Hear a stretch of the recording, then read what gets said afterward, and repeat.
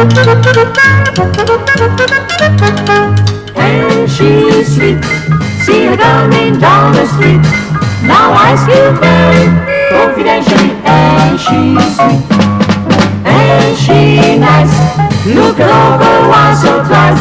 Now Ice Cube Mary, confidentially, and she nice. Just tonight. Buonasera, sono Giorgio Albertazzi, come vedete. Sono qui per presentarvi questa volta un personaggio piuttosto insolito, almeno per me. Philo Vance. Chi è Philo Vance? A grosso modo si potrebbe dire che è un investigatore, anzi è addirittura un classico del romanzo poliziesco degli anni 30. È un erede degli Sherlock Holmes, di Sam Spade. Ora, come si sa, è un destino degli eredi di essere in polemica con i loro predecessori. Philo Vance è in polemica con i metodi di indagine classica del giallo poliziesco, così come il suo autore fu in polemica con la società americana del suo tempo, quella che ci mostrano i suoi libri, un po' convenzionale, come apparve del resto nelle commedie di Hollywood di quegli anni. Spendiamo un paio di parole su questo autore, capirete meglio Philo Vance, il mio Philo Vance. Sotto lo pseudonimo di Van Dyne, l'autore di Philo Vance, si nasconde in realtà William Wright, letterato, critico d'avanguardia di molto talento e di nessun successo, filologo, antropologo, cultore d'arte, esteta. Un bel giorno Wright ebbe un esaurimento nervoso. Il medico gli prescrisse un riposo assoluto, consentendogli soltanto qualche lettura d'evasione, tipo romanzi gialli. Ma Wright, anziché leggerli i romanzi gialli, preferì scriverli e inventò Philo Vance. Questa è la versione accreditata sulla nascita di Philo Vance, la leggenda. Un'altra versione, che peraltro non esclude la prima, sostiene che Wright, emarginato dalla cultura ufficiale, volle dimostrare a se stesso e ai suoi detrattori di essere capace di diventare, volendo, anche un uomo di successo, secondo il mito americano che misura il successo in modo direttamente proporzionale alla quantità di dollari che si è capaci di guadagnare.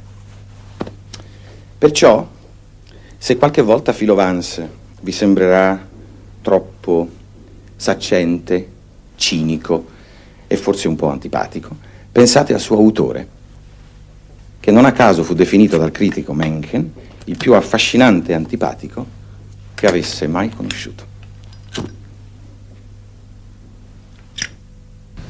A questo punto mi rendo conto che dovrei parlarvi più personalmente di Philo Vance. Non è facile, è imbarazzante parlare di se stessi. Mi fa vedere, Giorgina? Grazie. Potrei dirvi che ho studiato filosofia a Oxford, cioè lui ha studiato a Oxford, e che sono un appassionato d'arte. Questo per la verità anch'io, pittura soprattutto, con una predilezione per i primitivi italiani e per gli impressionisti francesi. Adoro Cézanne. Grazie. Vance ama le stampe cinesi e giapponesi, io per la verità un po' meno.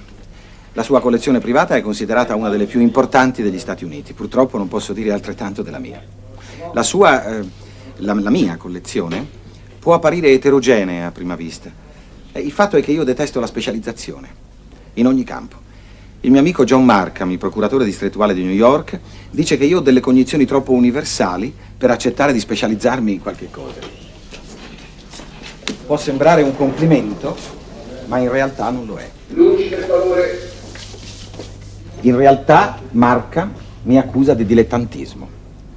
C'è del vero. E io riconosco di essere un dilettante nella misura in cui cerco di ricavare diletto da tutto quello che faccio. Carrie? Chiamami la galleria Kessler a telefono. È impagabile, Carrie. Domestico, cuoco, confidente discreto, è inglese. Io amo molto l'Europa. Ah, dimenticavo, mi piace molto giocare a poker e sono stato campione universitario di spada. Grazie. Signor Kessler? A questo punto avrete capito che il racconto è già cominciato.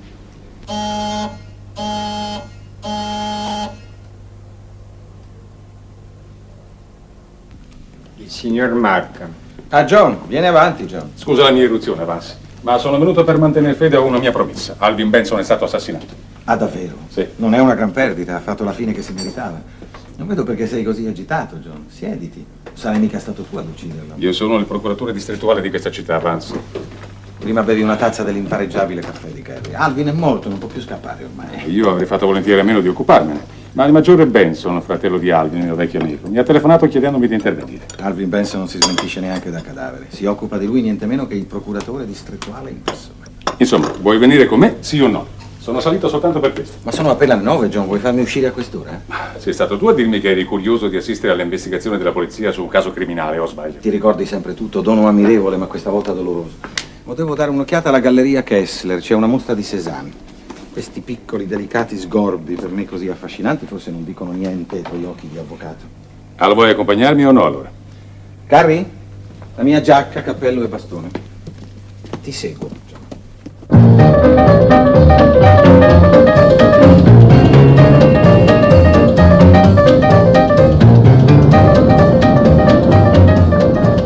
Sono preoccupato per la reazione della polizia, anzi del sergente Heath alla mia intromissione. So già che sarà lui a occuparsi del caso. Ma tu non sei tecnicamente il suo superiore. In genere Heath agisce con molta autonomia, però non sarà felice di vederlo. Penserà che voglia estrometterlo allo scopo di farmi della pubblicità. Sempre che riusciate a risolvere il caso. Heath è un ottimo investigatore, uno dei migliori. Spero non sia seccato che ci sia anche tu. Bene, per conquistarlo gli offrirò una delle mie regie col bocchino d'oro. Sarebbe capace di arrestarti come tipo sospetto. Ah! E se venisse a sapere che conoscevo Alvin Benson e che lo detestavo, cosa farebbe? Mi accuserebbe di averlo assassinato?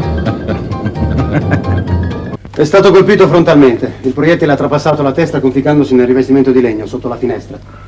Abbiamo ritrovato la pallottola e il nostro esperto, il capitano Hagedorn, la sta esaminando. Una pallottola militare, calibro 45. È una colta automatica. Ha già stabilito da che distanza è stato sparato il colpo? Certamente, 1,50 m, non oltre i 2 metri comunque. Da vicino, ma non a bruciapelo, dato che intorno alla ferita non ci sono ustioni. Mi dispiace di essere in ritardo, troppo lavoro. E poi mi chiamate sempre in ore impossibili. Cosa c'è qui? Beh, deve dirlo lei, dottor Doremus. È stato ucciso con un colpo sparato contro l'osso frontale sinistro, un colpo molto preciso. Era sveglio quando è stato ucciso, probabilmente non si è neppure accorto che stavano per sparare, la morte è stata improvvisa. L'ora?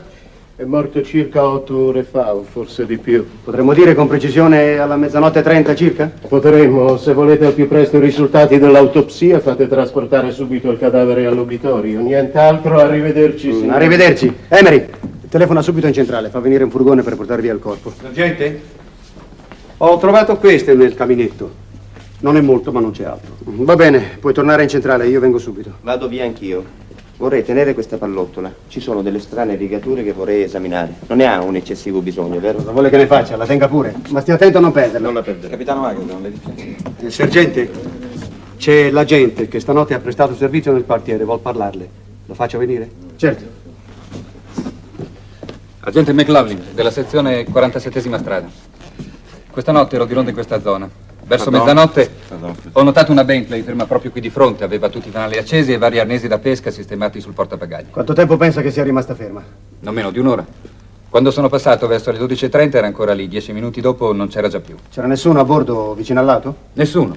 Quando ho saputo del delitto stamane ho pensato che potesse esservi utile sapere della Bentley. Benissimo, credo che possa andare, no, sergente? Certo, può andare. Beh, ci faccia avere un rapporto dettagliato. Ma non so quanta importanza possa avere la Bentley nel delitto, se non altro una storia che servirà ai cronisti. Ma cosa sta facendo? Ma sto odorando il tabacco, è piuttosto dolce e ben miscelato. Farebbe meglio a rimettere quei mozziconi dove erano. O forse lei è un esperto di tabacchi. Grazie al cielo no, sergente. Vance, non devi toccare niente di quello che trovi qua. Al punto in cui siamo non possiamo sapere cosa è importante oppure no. Anche questi potrebbero essere importanti? Potrebbe essere una prova considerevole. Una prova, dici davvero, John? Com'è divertente. Sergente, perché ha chiesto al dottor Doremus di precisare l'ora della morte a 00:30? La signora Platz, la governante. Dov'è adesso? Piantonata di sopra, abita qui. La signora Platz, dicevo, dice che è stata svegliata da un colpo molto forte. Ha acceso la luce, guardato l'ora, erano la 00:30. Ma credo che quegli oggetti siano molto più importanti. Dove li ha trovati? Sul caminetto. Portasigarette di seta, un flacone di profumo Fleur d'Amour, un bocchino di tartaruga, bastoncino di rosso per labbra, portacipria, borsellino d'argento, una chiave, un fazzoletto di seta con le iniziali MC. Ritengo che la borsetta appartenga alla donna con la quale Benson ha passato la serata. La signora Platz dice che aveva un appuntamento, è andata a cena fuori in abito da sera. Trovare la signorina MC non sarà difficile. Forse le sigarette erano in questo astuccio. Certamente, sono mozziconi di sigaretta da donna, fumati con bocchino. Mi scusi se non sono della sua opinione, sergente. Quelle sigarette sono state fumate senza bocchino. All'estremità dei mozziconi ci sono tracce di rossetto. Non si vede bene perché sono sulla parte dorata, ma ci sono. Può anche dirci dai resti di tabacco se le sigarette fumate provengono con sicurezza da questo Se mi astuccio? mostra l'astuccio forse riesco a dirglielo. Non ci sono sigarette? Sì, eccola una sigaretta. Mi mostra il mozzicone? Ecco, non avete più bisogno del mio fiuto, mi sembra evidente. Le sigarette provengono da questa astuccia. Vedi adesso l'importanza di quei mozziconi, Vance? Ma francamente no, non riesco proprio a capire a cosa possa servire un mozzicone di sigaretta, non si può neanche fumare. Ma è evidente che la proprietaria di questa borsetta è venuta qui ieri sera con Alvin Benson e c'è rimasta abbastanza per fumare 2 sigarette. Non resta che identificarla allora. Se può esservi utile nelle indagini, prendete nota che si tratta di una donna bruna, benché non riesca proprio a capire perché vogliate disturbare la signora. Da che cosa lo arguisci che sia una bruna, scusa? Che se non è bruna, John le conviene prendere lezioni di cosmetica. Dal profumo, dalla cipria che usa, non può essere che bruna. Bene, mi inchino alla tua competenza in proposito. Sergente, la donna che deve cercare si chiama MC ed è bruna. Sta bene, un elemento in più è sempre utile. Ora sarà bene dare un'occhiata all'appartamento, anche se lei l'ha già fatto, sergente. Cosa ne dici della casa, Vance? Ma di cattivo gusto, come il suo proprietario. Per di qua, procuratore.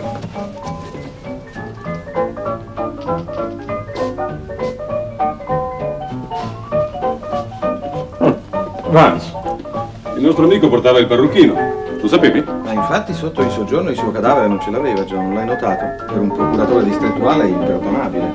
Ecco perché sulla poltrona la sua figura aveva un aspetto strano, inconsueto. Inconsueto. Era morto. Ma tu lo sapevi? Del parrucchino? Sì. L'ho sempre sospettato. Un tipo fatuo come Alvin Benson non avrebbe mai sopportato di essere calvo. Lei, signor Vance, lo conosceva? È anche troppo, sergente. Se la cosa può interessarla, posso dirle che lo detestavo profondamente. Perché, scusi? Ma perché era una perfetta canaglia che nessuno osava chiamare col suo nome, soltanto perché vestiva in modo rispettabile, abitava in una casa, diciamo, rispettabile. I tipi come lui, in genere, i poliziotti li salutano cordialmente quando li incontrano. Lei, signor Vance, ha mai avuto a che dire con la vittima? Beh, sì, sergente, sì. Qualche giorno fa abbiamo avuto una discussione, diciamo un diverbio. Pretendeva da me un'expertise su un quadro falso. Sì, ma non è questo che mi ha offeso il modo, la volgarità. Alvin Benson pretendeva che tutti avessero un prezzo. Era il prototipo di un'America che detesto. Beh, credo che su questo piano non ci sia più niente di interessante da vedere. Non le resta che parlare con la signora Platz. La signora è al servizio di questa casa come cuoca e cameriera da 4 anni. Abita in una stanza del secondo piano che dà sul cortile. Ieri il signor Alvin Benson era tornato dall'ufficio prima dell'ora solita ed era rimasto in casa fin verso le 8. Poi era uscito dicendo alla signora Platz di non aspettarlo. Era solito farlo? Soltanto quando tornava in compagnia. È rimasta sola? A che ora si è coricata, signora? Verso le 10. E come sempre mi sono addormentata quasi subito. Mi sono svegliata di soprassalto per un colpo, a mezzanotte e mezzo precise. Come fa a saperlo? Ho guardato la sveglia sul comodino.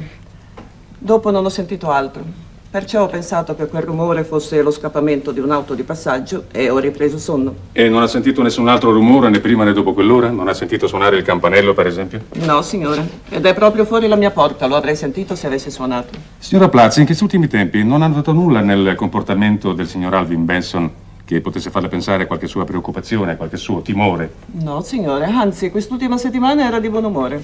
Aveva molti nemici il signor Benson? Al contrario, aveva molti amici. Era un uomo un po' strano, ma riusciva simpatico a tutti. Le finestre di questa casa sono tutte sbarrate da inferriate. Il signor Alvin aveva paura dei ladri oppure di qualcuno in particolare che potesse entrare in casa sua? Penso dei ladri, signore. Diceva sempre che la polizia non era buona a nulla. Mi scusi, signore. È che ci si deve difendere da soli in questa città. Questa è per lei, sergente. Bene, per oggi credo sia sufficiente. Lei, signora, deve rimanere in questa casa ancora per qualche giorno. Signora, mi scusi, ancora una cosa. Lei ha detto che il signor Alvin Benson era ben voluto da tutti, anche da lei? Io ero soltanto al suo servizio. Non mi sono mai lamentata di come venivo trattata. Ancora una domanda, prego. Il signor Benson quel pomeriggio è rientrato in casa prima del solito ed è rimasto qui in salotto prima di uscire di nuovo. È venuto qualcuno a cercarlo? Non è venuto nessuno, signore. Bene, signora, grazie. Può andare.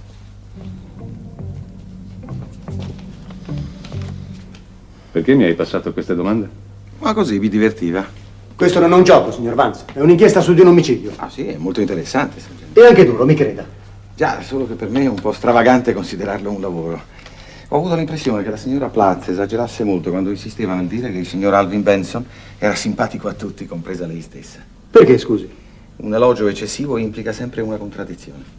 Ho idea che non fosse troppo innamorata del suo padrone. L'indagine è sua, It. Io potrò esserle d'aiuto parlando col maggiore Benson. È mio amico, potrà dirci molte cose sul fratello. Pensavo appunto di chiederle di fare così. Io mi occuperò della macchina ferma qui davanti e soprattutto della donna. Trovando lei sapremo molto di più di quanto sappiamo ora. O molto meno. Dato che vuole occuparsi di indagini poliziesche, signor Vance, deve sapere una cosa. Quando nel mondo avviene qualche guaio grosso, non si sbaglia mai cercando la femmina che l'ha fatto nascere. Cherche la femme, anche gli antichi romani avevano questa superstizione. Dux femina facti. Come ha detto, scusi? È latino, sergente, significa appunto quello che diceva lei. Beh, in qualunque maniera dicessero questi latini, vedevano le cose sotto un profilo giusto. Arrivederla, signor Vance. Spero abbia imparato qualcosa stamattina. Se lei sapesse tutto quello che ho imparato, sergente, resterebbe di stucco. Questo è dunque il modo con cui la nostra mirabile polizia si avvicina a un delitto. Non ti sei fatta una buona opinione di Heath, mi pare. Eppure ti assicuro che è un uomo intelligente. Sarà. Se avrai la bontà di seguire l'indagine fino in fondo, me ne darai sinceramente atto. Ti ringrazio di avermi fatto assistere comunque, John. Mi sono divertito. Anche se non sono diventato migliore. Non capisco cosa possa averti divertito in un'indagine su un delitto. La stupidità, John. L'errore costante e solenne di questi nostri bravi poliziotti. Scherzo. Mi ha molto interessato quel vostro esculapio ufficiale, quell'ometto rapido, svelto, indifferente davanti al cadavere. Lui sì avrebbe dovuto dedicarsi allo studio dei delitti. Temo che questa faccenda sarà piuttosto complicata. Hai idea di chi possa aver ucciso Alvin Benson? Magari lo sapessi. Credi sia facile? Oh, bella. Ma io pensavo che fosse così semplice. No? No, caro amico, mi fa bene parlarne, anzi, il colpo è stato duro, ma io sostanzialmente sono sempre un militare e so essere padrone del mio dolore. Ti sono molto grato di aver preso a cuore questa disgraziata faccenda, sei stato un vero amico. Comunque mi dispiace, Anthony, ma abbiamo bisogno di alcune informazioni su tuo fratello che puoi darci soltanto tu. Per quanto riguarda la sua vita privata, non credo di poterti essere molto utile. Tu lo sai, Alvin era così diverso da me. Già. Noi ci siamo sempre frequentati molto poco. Dopo l'università, la guerra ci ha subito divisi. Lui qui a New York ed io in Francia a combattere. Gli Ardenne, l'Alsazia, la Lorena, vere giornate di gloria, di fulgido eroismo, momenti indimenticabili, devo dire. E di spaventose carneficine. Quando è che vi siete messi in società? Subito dopo la guerra? Subito dopo il mio arrivo a New York, mio fratello aveva fondato la Benson Finanziaria e aveva fatto soldi con i prestiti di guerra. Io allora disponevo di una certa cifra e lui mi chiese di diventare suo socio. Fondammo così la Benson e Benson. E delle sue amicizie, delle sue abitudini, non puoi dirci niente? Io non ho mai fatto parte del cerchio delle sue relazioni. Devo dire che la passione di Alvin per il gentil sesso la trovavo smodata. È una passione come un'altra, no, Maggiore? Può darsi, ma secondo me Alvin passava la misura. Un uomo d'onore non deve mai passare certi limiti morali. Anche negli affari, naturalmente. Certamente. Ma forse io sono un uomo di altri tempi, o più probabilmente sono nato vecchio, come dice il colonnello Strada. Tuo fratello ieri sera ha cenato fuori casa con una donna, lo sapevi? No, ma non mi meraviglia. Allora non puoi dirci chi era? No, purtroppo no. Ma sai chi può darti questo tipo di notizie? Five. In questo genere di vicende lui era la persona più vicina ad Alvin. Bene, rintracceremo questo Fife e vedremo cosa ne verrà fuori. Ma i motivi della morte di tuo fratello, tu non sai proprio spiegarteli? Non so proprio che cosa pensare. È stato ucciso con una Colt 45, lo sapevi? Era un'arma in dotazione dell'esercito durante la guerra. E possiedo una anch'io. E chi altri fra le amicizie di tuo fratello poteva possedere una Colt 45? Non lo so. Posso dirti soltanto che fra le amicizie di Alvin c'erano molti ufficiali. Dove ci sono delle donne ci sono sempre ufficiali. E ognuno di loro può possedere una Colt 45. Signorina Julie Gray, come segretaria privata del signor Alvin Benson? Non mi sono mai occupata della vita privata del signor Alvin. Male. Io non faccio mica la spia, cosa crede? Non ne dubito affatto, ma è probabile che come segretaria privata le sia capitato di prendere qualche telefonata non di lavoro, di donne. Fra i nostri clienti ci sono molte donne. Non posso certamente sapere se il motivo di una telefonata sia sentimentale o di affari. Lei dice una cliente? Già, è possibile. Fra le vostre clienti ce n'è qualcuna il cui nome corrisponda alle iniziali MC? Mi faccio pensare. Sì, Muriel Claire. Chi è? È una cantante d'opera. Speravo proprio che i tuoi segugi me la scovassero. Io non ho il piacere di conoscere personalmente la signorina Muriel Claire, altrimenti le scriverei un biglietto per esprimerle tutta la mia simpatia. Cosa? Certo.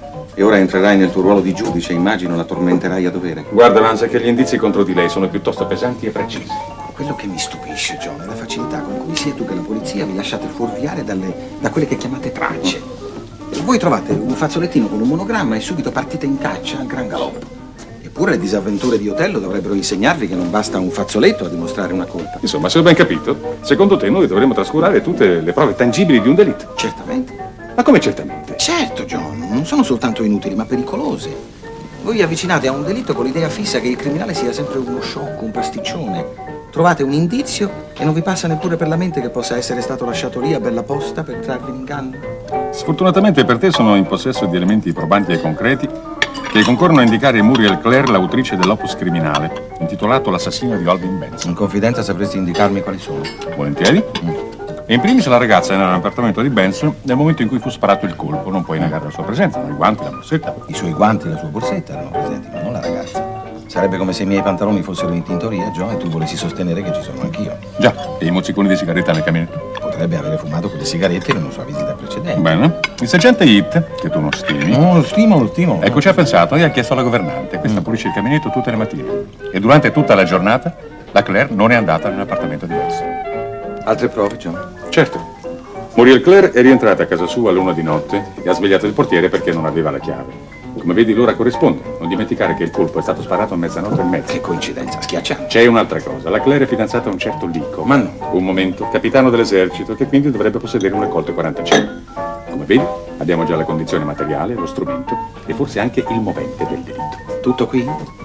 Come tutto qui? Non è granché, sai, John. Si potrebbe trovare una spiegazione a tutto quello che hai detto. Il guaio è che con simili indizi si toglie spesso la libertà e qualche volta la vita degli innocenti. Vorresti compiacerti di indicarmi dall'alto della tua sapienza quali sono stati i miei errori, per favore? Qualunque donna tu arrestassi per aver ucciso Alvin Benson, commetteresti un altro delitto. Andiamo, se non stiamo a fare delle galanterie. Non è questione di galanterie. Farlo uccidere un uomo come Alvin Benson e togliere la libertà a una ragazza come Muriel Claire, io considero quest'ultima azione come la più condannata. E intanto io non avevo pensato di arrestarla, ma soltanto di interrogarla. Ah, potrei essere presente anch'io, John. Sia franca e sincera, sarà tanto di guadagnato per lei. Allora? Grazie per il generoso consiglio. Allora? Signorina, lei sa che i suoi guanti e la sua borsetta sono stati trovati nel salotto di Alvin Benson la mattina dopo il delitto, vero? E come ha fatto a scoprire che sono i miei? Sì, i guanti e la borsetta, voglio dire. Posso capire come abbia scoperto che la borsetta è la mia, ma i guanti? Come è arrivata a concludere che mi appartengono? Vuol dire che i guanti non sono i suoi? Ma non dico questo, solo mi incuriosisce sapere come potete conoscere la qualità e la misura di quelli che uso io. E insomma, sono o non sono i suoi, signorina? Sono della casa Trofus, misura 5/3 di pelle bianca lunghi fino al gomito. Suppongo di sì. Allora sono sicuramente miei. Se non ha nulla in contrario vorrei rivederlo. No, mi dispiace che per adesso non è possibile. Ha nulla in contrario che io fumo? Prego. No, grazie. Preferisco le mie. Vorrei invece riavere il mio bocchino. Ne faccio a meno malvolentieri. Mi procurerò il piacere di prestarglielo, signorina.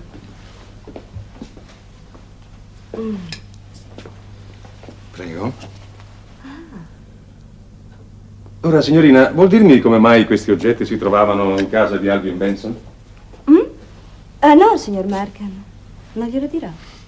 Si rende conto dei sospetti gravissimi cui può dar luogo il suo rifiuto, signorina? Davvero? Non ci avevo pensato. Bene, allora ci pensi. La presenza di questi oggetti che le appartengono nel salotto di Alvin Benson costituiscono già un fatto molto grave. Lei conosceva molto bene Alvin Benson, vero? È l'aver trovato là i miei guanti e la mia borsetta che le induce a crederlo, vero? Lui si interessava molto a lei. Fin troppo. Quanto? Sono qui per discutere le attenzioni che quel signore mi usava. Lei ha lasciato il ristorante Marseille poco prima di mezzanotte assieme ad Alvin Benson e sappiamo che è rientrata a casa sua circa verso l'una. Cosa ha fatto durante tutto quel tempo? Sembra che sappiate ogni cosa. Tutto quello che posso dirle è che durante tutto quel tempo me ne tornavo a casa mia. Impiegandoci più di un'ora? Minuto più, minuto meno. Come spiega tutto questo tempo per arrivare a casa sua? Non posso spiegarle nulla, tranne che il tempo è passato così. Il tempo vola, signor procuratore. Lei non sta facendo altro che aggravare la sua posizione, signorina Claire. Me ne rendo conto. Posso anche aggiungere che se con il pensiero avessi potuto uccidere il signor Alvin Benson, egli sarebbe morto da un pezzo. Signorina Claire, posso assicurarle che non è la sola a pensarla così. Senta, mi dica, perché è andata a cena con lui allora? Mi sono fatta anch'io la medesima domanda almeno 10 volte. Ma noi donne siamo esseri così impulsivi. A volte facciamo certe cose che non dovremmo fare mai. Mi dica, se avessi voluto uccidere il signor Alvin Benson, andare a cena con lui sarebbe stata un'ottima preparazione, vero? Le domande qui le faccio io, signorina, se permette. Scusi. Il signor Alvin Benson speculava per conto suo in borsa, vero? È stato il maggiore a dirvelo? Sì, confesso, ho giocato in borsa da pazza. Non avrei dovuto. Sono stata troppo avida di denaro. Gliene faceva guadagnare molto? Ultimamente ho perduto quasi tutto. Senta, signorina, il capitano Leacock possedeva una pistola Colt calibro 45 di quelle usate nell'esercito? Del nostro esercito mi interesso di molte cose, non certo le armi che usa. Lei vuole negare che il capitano Leacock le consegnò la sua pistola quando passò da lei la mattina prima del delitto? Signor Markham, lei è molto indiscreto. Vuole sapere quali rapporti esistono tra due innamorati? Io sono la fidanzata del capitano Leacock e lo amo, ma forse questo lei lo sa già. Lei continua a eludere le mie domande e non fa niente per chiarire la sua posizione, che è già abbastanza grave. Mi dispiace, ma non ho nulla da dire che possa aiutare. Si rende conto delle possibili conseguenze della sua linea di condotta, signorina? Ha forse intenzione di arrestarlo? No, ma le ordino di non lasciare la città. Per oggi abbiamo finito. Grazie per avermi prestato il mio bocchino. Sta per sposare un militare? È imperdonabile. Un giorno o l'altro bisognerebbe fare uno studio sul fascino che una divisa, chiunque la indossi, esercita anche sulle menti più aperte e anticonformiste. Comunque quella ragazza ha uno straordinario controllo dei propri nervi. Sì, però si diverte a mettere a dura prova quelli degli altri. Sai, John, che a un certo punto ho temuto seriamente per te. Per me no, t'assicuro che non c'era nessun pericolo. No, davvero, ho avuto paura che tu stessi per farle mettere le manette. Già, un inqualificabile atto di brutalità dal tuo punto di vista. Certo, infatti avresti commesso un errore. Il suo comportamento non è certo quello di una persona innocente. Cioè, ma non ti sei accorto della sua sorpresa quando l'hai lasciata andare? Non hai capito che alla poverina non importa di essere considerata colpevole o innocente? No, la poverina, basta, andiamo. Colpevole o innocente, nessuno cerca di farsi arrestare. Qualche serata al fresco non è ancora di moda per la buona società di New York. A proposito, come ha passato la serata il suo bel capitano Leacock? A questo punto è già stato chiarito. Il capitano la sera del delitto è rientrato a casa sua alle 8 e non è più riuscito. C'è la testimonianza del ragazzo dell'ascensore. Ah, allora è un modello di virtù. Oltre che bello il capitano Leacock, un vero tipo da sposare. Vorrei del salmone, io tu? Va bene anche per me. Per due, anche 2 martini, mentre aspettiamo, grazie. Buongiorno, signor procuratore. Buongiorno, sergente. Signor Vance, sta sempre cercando di imparare? Ahimè, sergente, per ora non imparo che errori. Sì, ma non bisogna scoraggiarsi. Ah, se lo dice lei. Come va la sua caccia, sergente? Piuttosto male. Abbiamo interrogato molti amici di Benson. O non sanno niente o non vogliono parlare. Chi poteva pensare di ammazzare il buon vecchio Alvin? La maggioranza delle persone che lo conoscevano. Mi creda, sergente, era un mascalzone. Ci sono notizie della macchina ferma davanti alla casa? Nessuna. Ed è strano, dato che i giornali hanno parlato soprattutto della Cadillac. Non avevano altro da dire. Eppure qualcuno deve pure averla vista. Ha indagato anche sulla Plaza? Naturalmente ho frugato un po' nel suo passato. Naturalmente. Che cosa ha scoperto di bello, sergente? Spionaggio? Attività anti-americane? No, ho semplicemente rintracciato la sua precedente padrona di casa.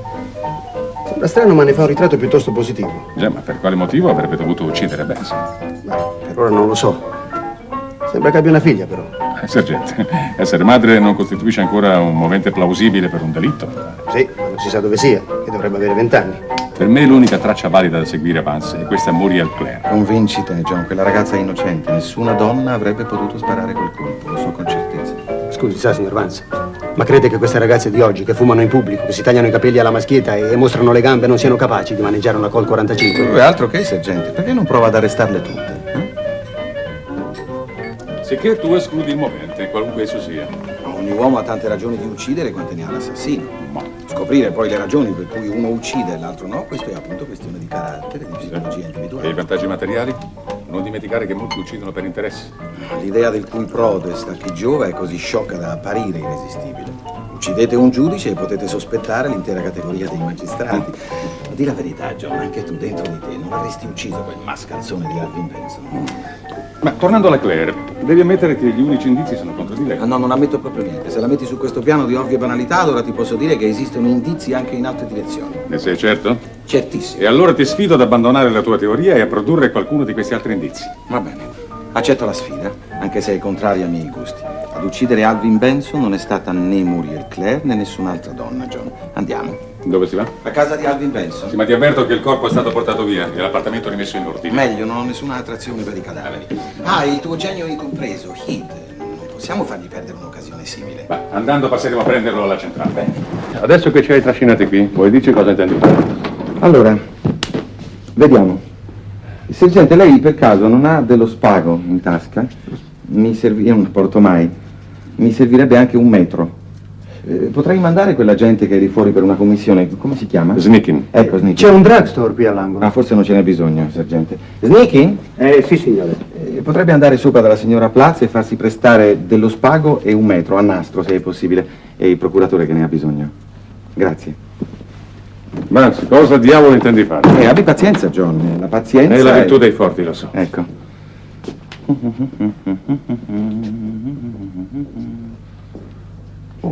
Posso esserle utile, signor Vance? Certo, sergente. La mia è una ricostruzione alla buona, così da dilettante.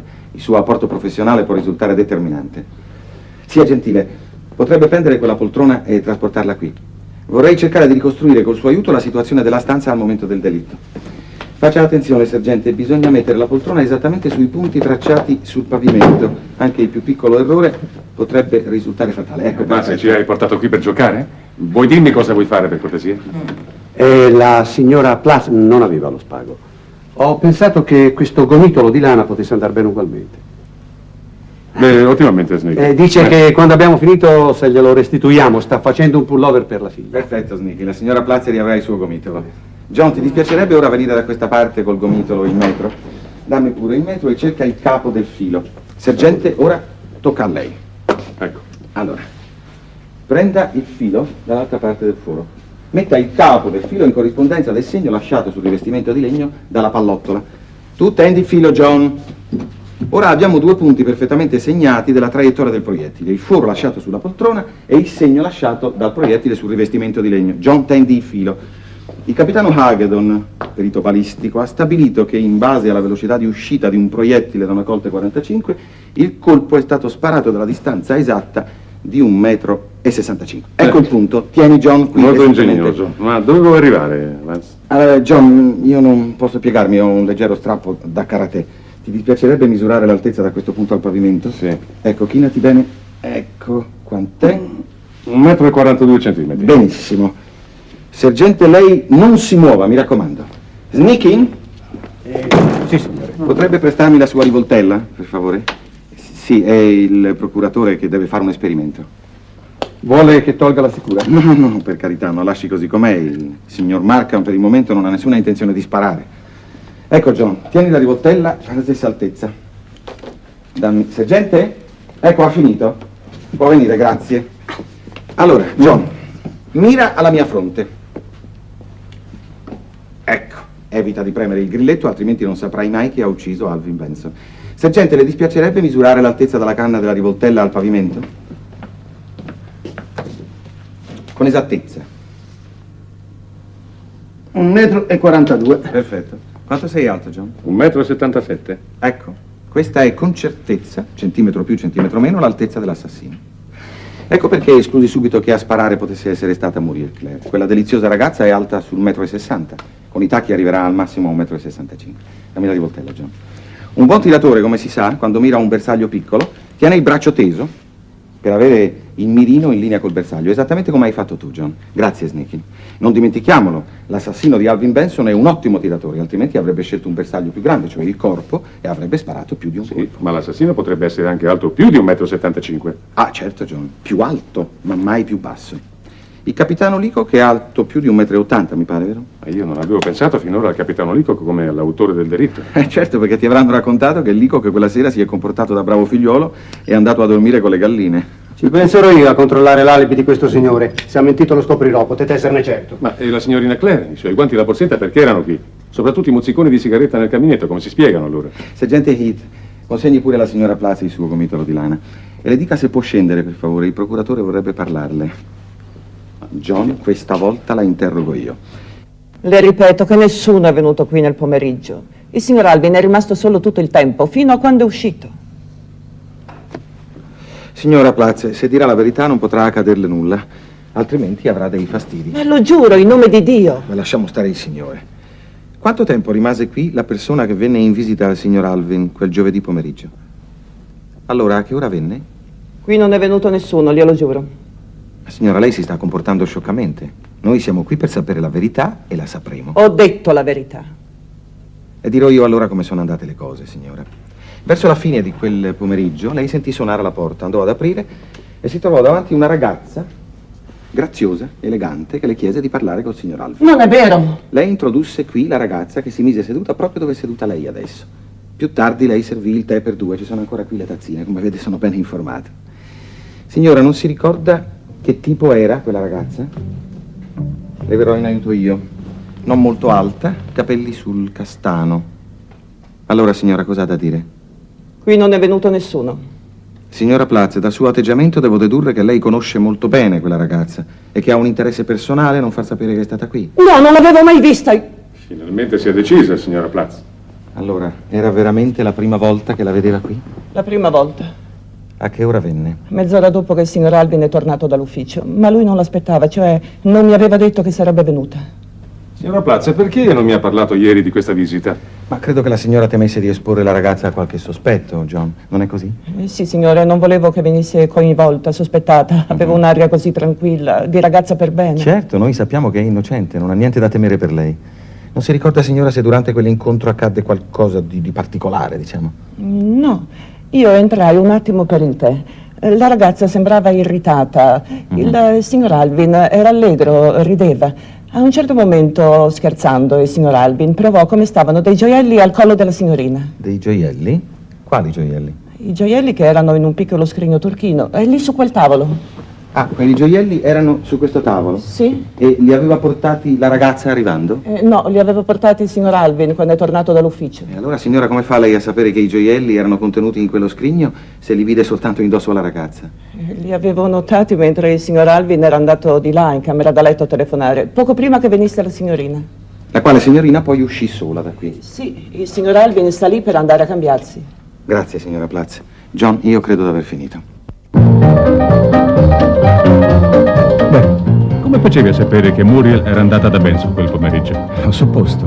C'erano quei mozziconi delle sue sigarette nel caminetto. Ma la psicologia del delitto escludeva che la ragazza fosse lì nel momento della morte di Benson. Quindi le sigarette doveva averle fumate prima, cioè nel pomeriggio. Già, ma la borsetta e i guanti chi li aveva portati? Benson? Chiunque li abbia portati non è stata certo Muriel Clare. Lasciala tranquilla, John. La tua vecchiaia avrà un rimorso in meno. E va bene. Hai vinto la sfida. Ma adesso dammi un suggerimento per proseguire le indagini. Cerca un uomo piuttosto alto di statura, sangue freddo, ottimo tiratore, legato da rapporti di amicizia, si fa per dire, con il defunto Alvin Benson, informato che quella sera Muriel e Benson avrebbero cenato insieme. Mi stai suggerendo il capitano Leacock? O quell'altro. Grazie di essere venuto, signor Fife. So che lei era molto amico di Alvin Benson, vero? Abbiamo vissuto molte avventure insieme. Io sono appassionato di caccia grossa e Alvin spesso mi ha seguito, anche se non era bravo come me. E non potete immaginare quanto io sia addolorato per la sua tragica fine. Quando lo ha visto l'ultima volta? Proprio il giorno della sua morte, nel pomeriggio, in ufficio. Io l'avevo invitato a venire in gita con me a Catskill, ma era troppo occupato per accettare. E quanto sarebbe stato meglio se l'avesse fatto. È tornato molto presto? Sì, sono stato costretto a tornare a New York per un guasto alla mia automobile e ho saputo dai giornali del delitto. Aveva molti nemici il signor Alvin? Nessuno, credo, capace di ucciderlo. Comunque di nemici ne aveva, no? Più che nemici li definirei rivali. Mi dispiace parlare di questo argomento, ma Alvin aveva, come dire, un debole per il bel sesso. Ma come molti altri uomini, del resto. Il fatto è che Alvin non aveva un fisico molto attraente. A volte, per conquistare le simpatie femminili, usava metodi di cui nessuno di noi si sarebbe servito. Lei sta pensando a una donna in modo particolare, signor Fife? Più che a lei, all'uomo che si interessava a lei. Durante una festa, purtroppo organizzata proprio da me, quell'uomo minacciò Alvin di morte. Chi è? Il capitano Leacock, ma non chiedetemi il nome della donna, non ve lo dirò. Non è necessario. Piuttosto ci chiarisca meglio che cosa avvenne. Alvin non fece altro durante quella festa che prestare attenzione alla signorina in questione senza dare troppo peso alla presenza del capitano Leacock. A un certo punto il capitano scattò e ingiunse ad Alvin di smetterla, altrimenti l'avrebbe ucciso. E fece anche l'atto di tirare fuori la rivoltella. E se ne accorsero anche gli altri invitati? Ah, credo di sì. Ma cercarono di attribuire il gesto ai troppi liquori bevuti, sa come succede di solito in queste festicciuole. Lei conosce il colonnello Bisbee Ostrander? Sì, lo conosco. Ah, era presente anche lui a quella graziosa festicciola? Mi sembra di sì. Perché ci ha raccontato questo episodio, signor Fife? L'avevo dimenticato, ma la morte di Alvin me l'ha fatto tornare in mente di nuovo. E pensa che sia importante? Mi spiego meglio. Lei pensa che se Leacock ieri sera avesse saputo della cena fra la Clare e Benson, Avrebbe potuto andare a casa di Benson e poi... Io non sto accusando nessuno, sergente Smith. Heath, prego. Sto soltanto parlando di un avvenimento al quale assistetti. Credevo che fosse mio dovere farlo. Le conclusioni tiratele voi.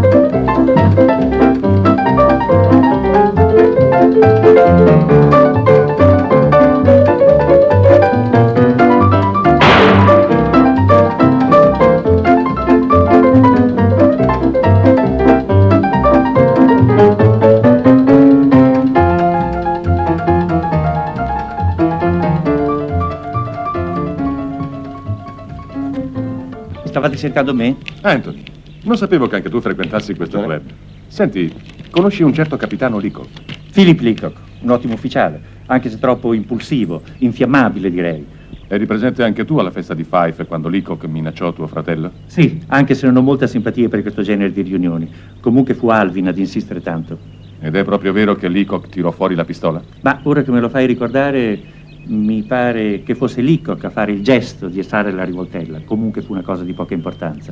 Ed eravamo tutti un po' su di giri. Scusi, Maggiore, lei conosce molto bene quel dandy di Leandro Fife. Che opinione ha di lui?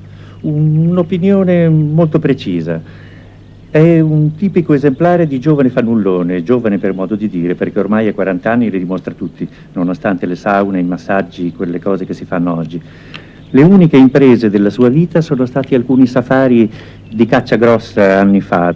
Dopo di allora non ha più fatto nulla. Anzi, una cosa ha fatto. Ha sposato una donna molto ricca. Era l'unico ideale possibile per un uomo come lui. È un tipo piuttosto indisponente questo Leandro Fife. E per giunta si profuma come una cocotte. Comunque ci vuole del fegato per la caccia grossa. Il delinquente che ha ucciso suo fratello, signor Maggiore, doveva averne. Lo affrontò faccia a faccia, mentre era sveglio e con la domestica al piano di sopra.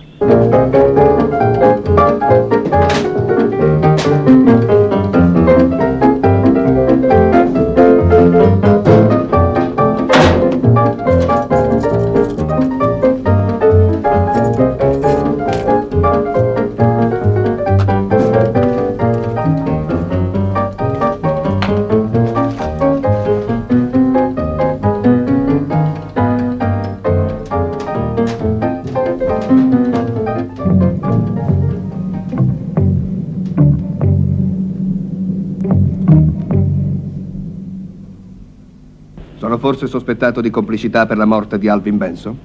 Lei lo ha minacciato di morte qualche settimana fa. In casa di Leandro Fife, per la precisione. Benson era una canaglia. Sì, è vero, l'ho minacciato. Ma questo non significa che l'abbia ucciso io. È stato ucciso con una Colt 45.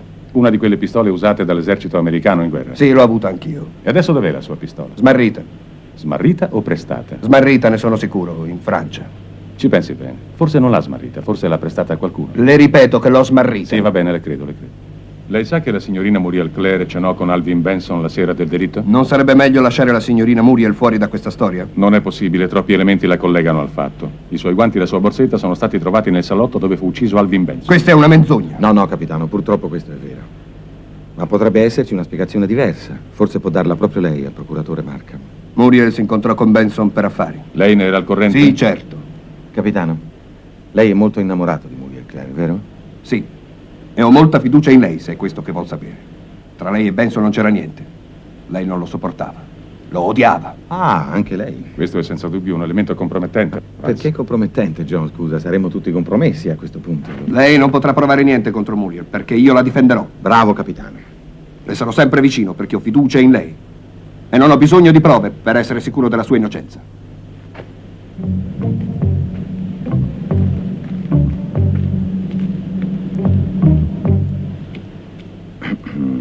È un bel tipo di giocatore di football, questo capitano Leacock. Capisco Muriel Clare. Ma non mi sembra che brilli molto quanto a intelligenza.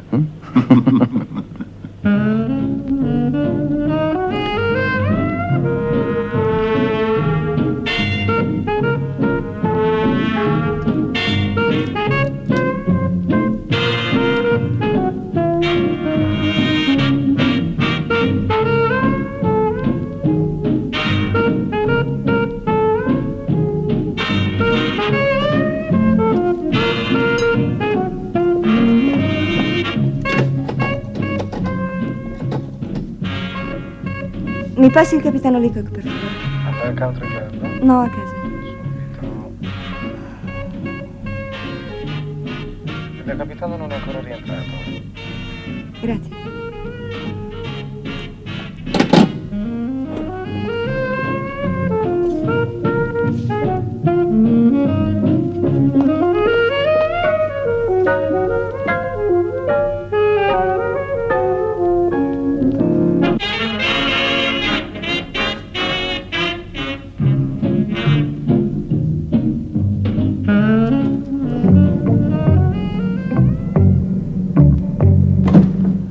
L'alibi del capitano Leacock è falso. Era in casata alle 8, ma a mezzanotte è uscito di nuovo, rientrando un'ora e mezzo dopo. Eppure il ragazzo dell'ascensore ha detto che da quando è rientrato non l'ha più visto uscire.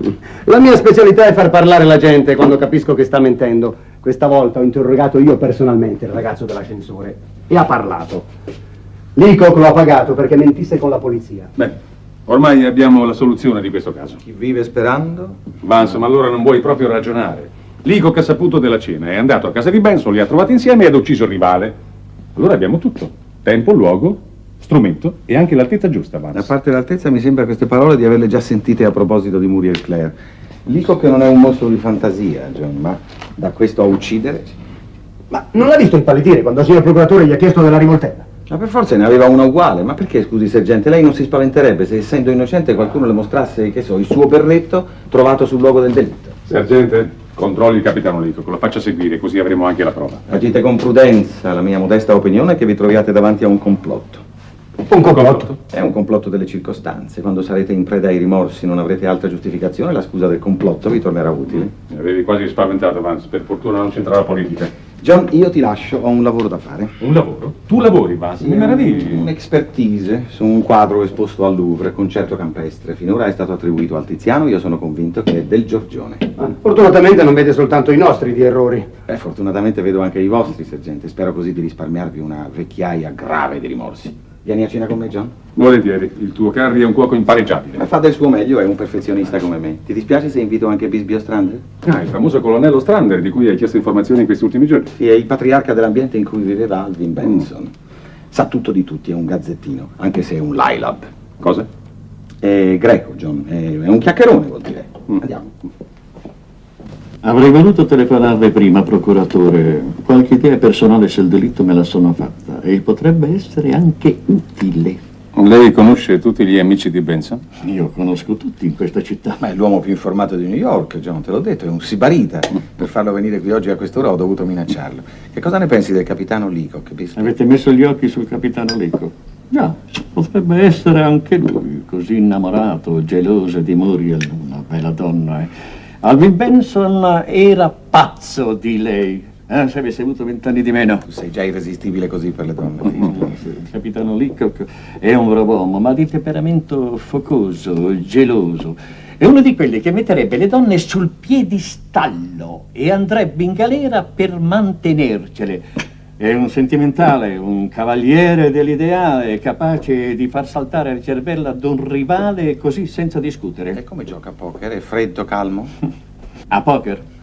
È il giocatore più ingenuo che abbia mai conosciuto. Gioca anche peggio di una donna, troppo nervoso ed avventato. È il contrario di Fife, allora? È un giocatore impassibile, freddo. D'altronde è anche un buon cacciatore di tigri.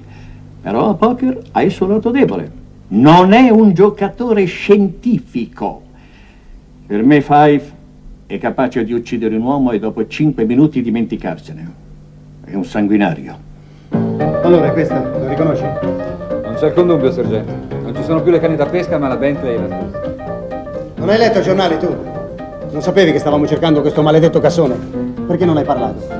Io leggo poco. Ci vedo poco, mi creda. Senti un po', vuoi che ti sbatta dentro per qualche giorno? Avanti, parla. Da quanto tempo è nel tuo garage quest'auto? Beh, da venerdì pomeriggio. Le dirò tutta la verità, mi creda. Ieri pomeriggio è venuto qua un signore, verso le 15. Per l'esattezza. Le edizioni del mezzogiorno portavano già la notizia del delitto. Il nome di quel signore? Non lo so, non gliel'ho chiesto. Descrivilo. Molto alto, distinto, non più giovane. Mi ha mollato $25 perché gli tenessi la macchina tutta la settimana. Ho fatto male, non dovevo accettare. Che bugiardo. Non è vero affatto che gli ho dato $25 per tenere nascosta la macchina. Gliene ho dati 50. Sono contento che lo ammetta, signor Fife. La macchina è stata vista davanti alla casa di Alvin Benson la notte in cui fu assassinato. Lo so, altrimenti perché crede che avrei speso $50 per nasconderla. E perché l'ha nascosta? Ma per non mettere la polizia su una falsa pista. Io col delitto non c'entro, tanto così. Perché non è andato più a Catskill, ma è tornato a casa inventando la storia del guasto alla macchina? Una scusa per mia moglie, signor procuratore. Come facevo a dirle che sono venuto a New York? È così gelosa? D'altronde, se io fossi veramente andato a Catskill, non avrei saputo così rapidamente della morte del povero Alvin. E perché è venuta a New York? Io chiedo soltanto un po' di discrezione. Io abito a Long Island con una moglie creatura che purtroppo è gelosissima. E giovedì l'ho detto che sarei andato a Catskill a pescare, ma invece ho fatto un salto a New York per ragioni personali e dovevo incontrarmi con una persona. A casa di Alvin Benson? No, la persona non c'entra, l'ho vista prima. Però a mezzanotte circa sono andato da Alvin per discutere di un affare di borsa, ma la luce era spenta. E allora ho atteso qualche minuto in un bar e poi me ne sono andato. Dove? A dormire in un albergo, l'Ausonia. E l'indomani, leggendo i giornali, ho saputo, oltre alla notizia della morte del caro Alvin, che la polizia stava cercando una Bentley bianca. Però si è guardato bene dal parlare chiaramente con noi. Invece è stato chiarissimo nel gettare i sospetti sul capitano Leacock. Perché? Bene, le dirò. Quella sera, quando fermai la macchina sotto la casa di Alvin, chi ho visto che stava fermo nei paraggi? Il capitano Leacock. E quando me ne andai vidi che era ancora lì, come se aspettasse qualcuno. Struggendosi di gelosia.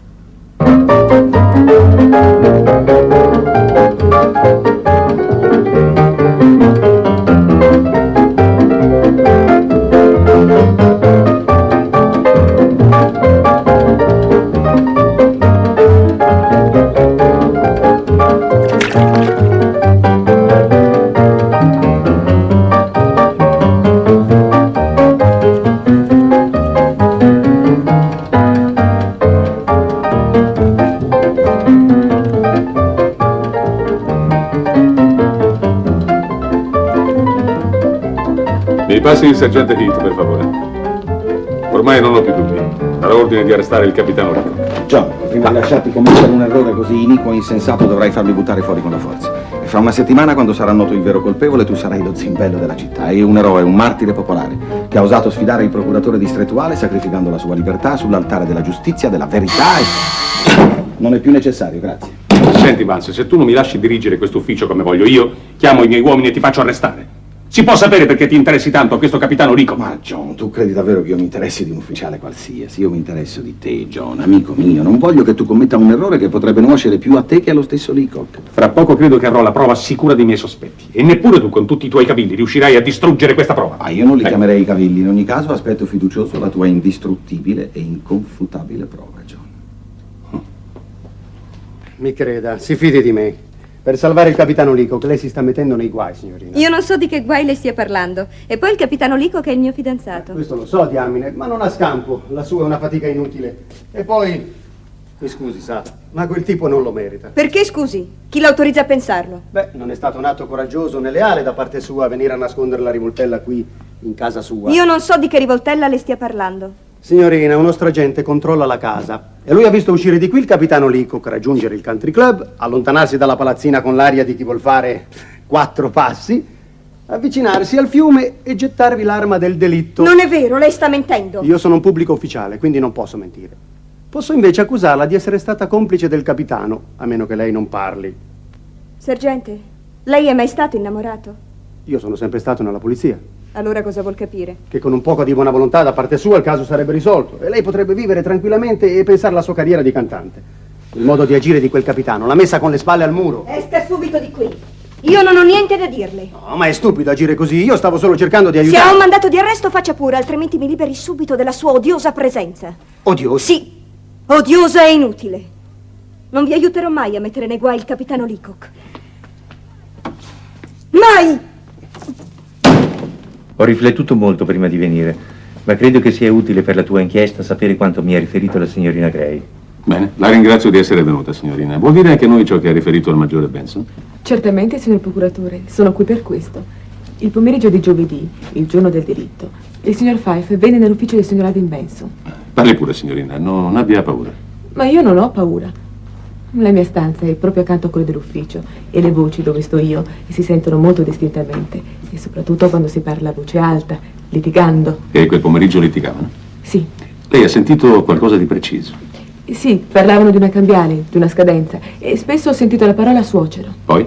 E poi ad un certo punto il signor Alvin Benson mi chiamò e mi disse di prendere dalla cassaforte una busta sulla quale era scritto Fife personale. E lei prese quella busta? Naturalmente, signor procuratore, e la consegnai al signor Alvin Benson. 10 minuti dopo mi richiamò e vidi che il signor Fife era andato via. Il signor Alvin Benson mi disse di chiudere di nuovo la busta nella cassaforte e di non consegnarla mai a nessuno. Signorina, perché proprio adesso ritiene di doverci parlare di questa busta? Ma durante questi giorni non ho più pensato a questa storia. Oggi però ho rivisto la busta nella cassaforte ed allora ne ho parlato con il maggiore. Ho pensato di portartela senza aprirla. Beh.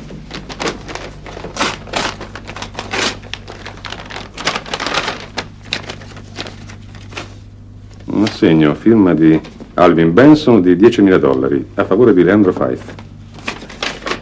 Una cambiale firmata da Leandro Fife a favore di Alvin Benson per la stessa cifra di quella dell'assegno. Una dichiarazione. Io, Leandro Fife, abitante a Long Island, 3545, dichiaro che l'assegno numero 89/2432 della Manhattan City Bank, agenzia 7 di New York, a firma di Alvin Benson, è falso. Falso? Sì, ma c'è un'altra cosa importante, la data della cambiale. Sarebbe scaduta il venerdì e la notte prima tuo fratello è stato ucciso, Anthony. Ma non può essere. Nessuno mi ha visto. Lo dici tu. Sanno tutto. Tutto. Amore, cerca di controllarti. Altrimenti fai il loro gioco, quello che vogliono è farti saltare i nervi. Allora ci sono riusciti. Io non resisto più. Dobbiamo liberarci da questo incubo. Hai un'idea? Io ti amo, Moria. Non devi avere paura di nulla. Sistemerò io tutto. Ricordalo, tutto. Io ti amo. Tutto si muove a questo mondo. Grazie al cielo cominciamo a muoverci anche noi. Ho sempre pensato che Leacock fosse il colpevole e la telefonata è soltanto una conferma. Parlando di progressi mi riferivo a quanto ci ha detto la signorina Gray a proposito di Leandro Fife. Capisco che la bellezza della ragazza possa averti colpito, Vance, ma cosa vuoi dire? Affascinante ragazza la Gray. Credo che la rivedrai presto, John. La tua profezia deriva dall'attento esame che hai fatto di lei? Ho idea che non sia troppo attaccata alla memoria del defunto signor Alvin. Credo che la poverina abbia avuto il suo da fare a tenere al suo posto Alvin Benson. Anche Fife deve averle confidato di non essere troppo compreso, amato dalla moglie. Queste bellezze fresche e spontanee toccano un po' tutti. Senti, oltre che sulla Gray, tu stai insistendo molto anche su Fife. Credi che sia lui il colpevole? Ma esistono contro di lui gli stessi elementi che tu hai elencato contro Leacock. Causale, tempo, luogo, circostanze e altezza, naturalmente. La cambiale di Fife scadeva il giorno dopo il delitto. L'automobile di Fife era davanti alla casa di Benson la sera del delitto. Anche lui ha raccontato un mucchio di fandonie per coprire i suoi fatti privati. Manca soltanto lo strumento, l'arma, ma anche nel caso di Leacock che ci fa difetto, essendo finita in fondo al fiume. Per me l'assegno falso e la cambiale non c'entrano affatto con il delitto. L'uomo giusto è Leacock e se non ci affrettiamo ad arrestarlo può anche sfuggirci. Avanti. C'è il capitano Leacock. Vuol parlare con lei. Sì, faccia passare. Come vede, sergente, per il momento non c'è sfuggita. Dica pure, capitano. Sono venuto a costituirmi, signor procuratore. L'assassino di Alvin Benson sono io.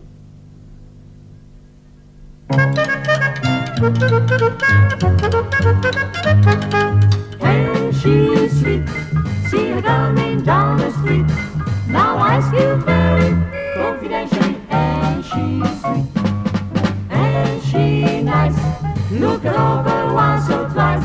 Now I ask you very confidentially, and she nice. Just the night.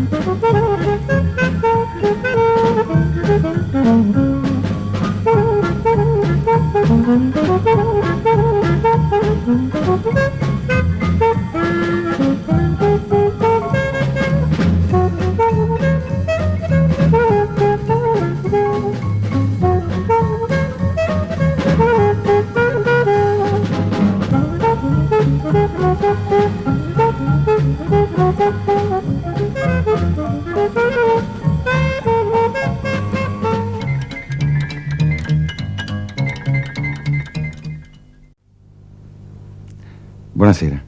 La strana morte del signor Alvin Benson ha segnato il mio debutto come investigatore dilettante. È stato il mio amico John Markham a tirarmi dentro la faccenda. John Markham è il procuratore distrettuale di New York, legato da vecchia amicizia al fratello del morto, il maggiore Anthony Benson. Era stato proprio il maggiore a pregare Markham di seguire personalmente le indagini. Una bella mattina John Markham capita a casa mia e mi dice: stanotte hanno ucciso Alvin Benson con una pallottola in fronte. Vuoi seguire le indagini? Andiamo subito a casa Benson, dove la squadra omicidi al completo, guidata dal sergente Heath, era già al lavoro. Si fa per dire.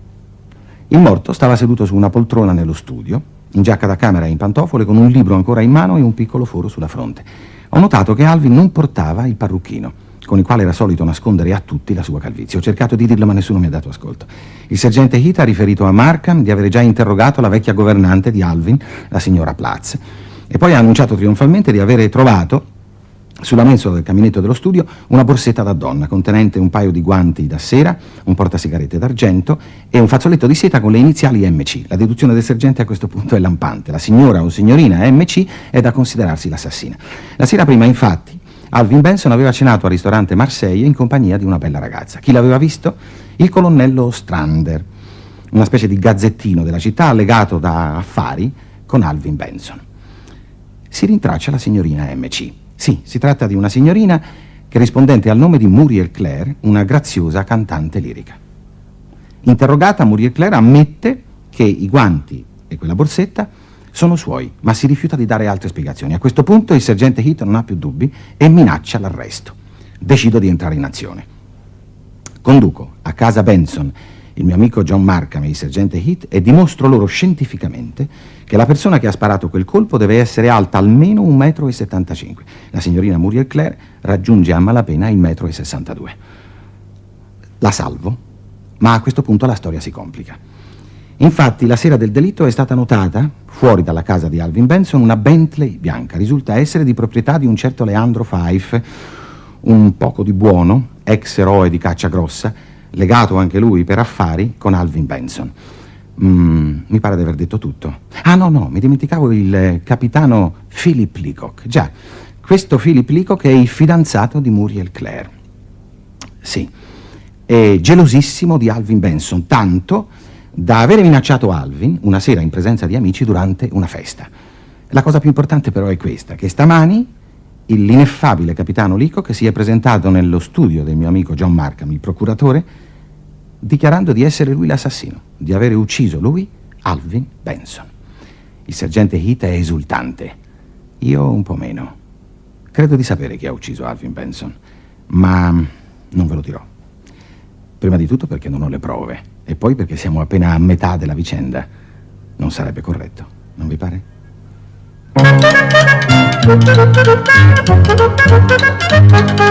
And she's sweet, see her coming down the street. Now I ask you very confidentially, and she's sweet, and she nice. Look her over once or twice. Now I ask you very confidentially, and she nice. Cast her night in her direction. Oh me, oh my, and that perfection.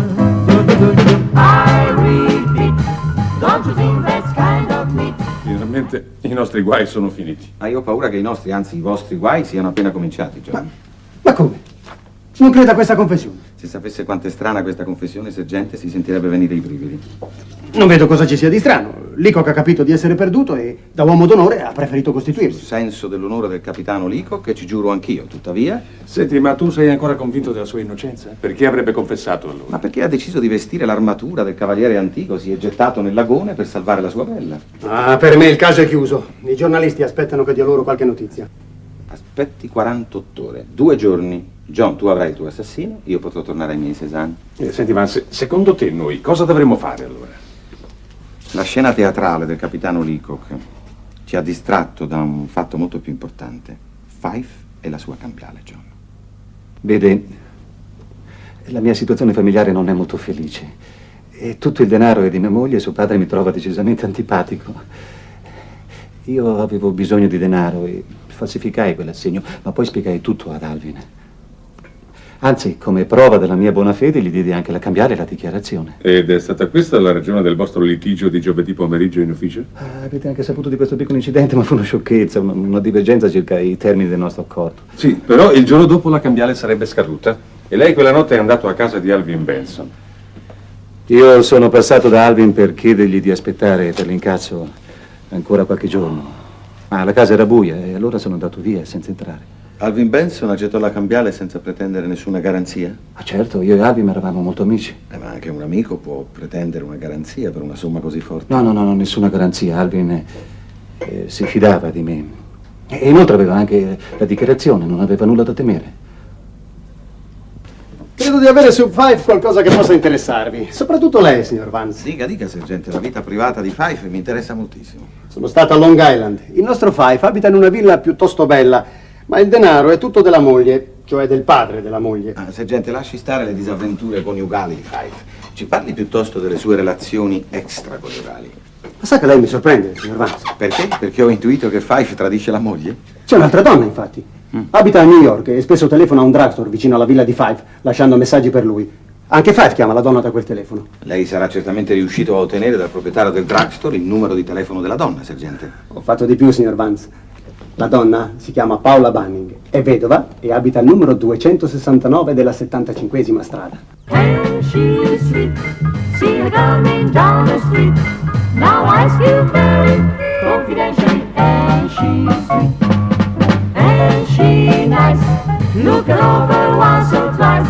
Now I ask you very confidentially, and she nice. Just cast an eye in her direction. On me, oh my, and my perfection. I repeat, don't you think that's kind of neat? And I ask you very confidentially, and she's sweet.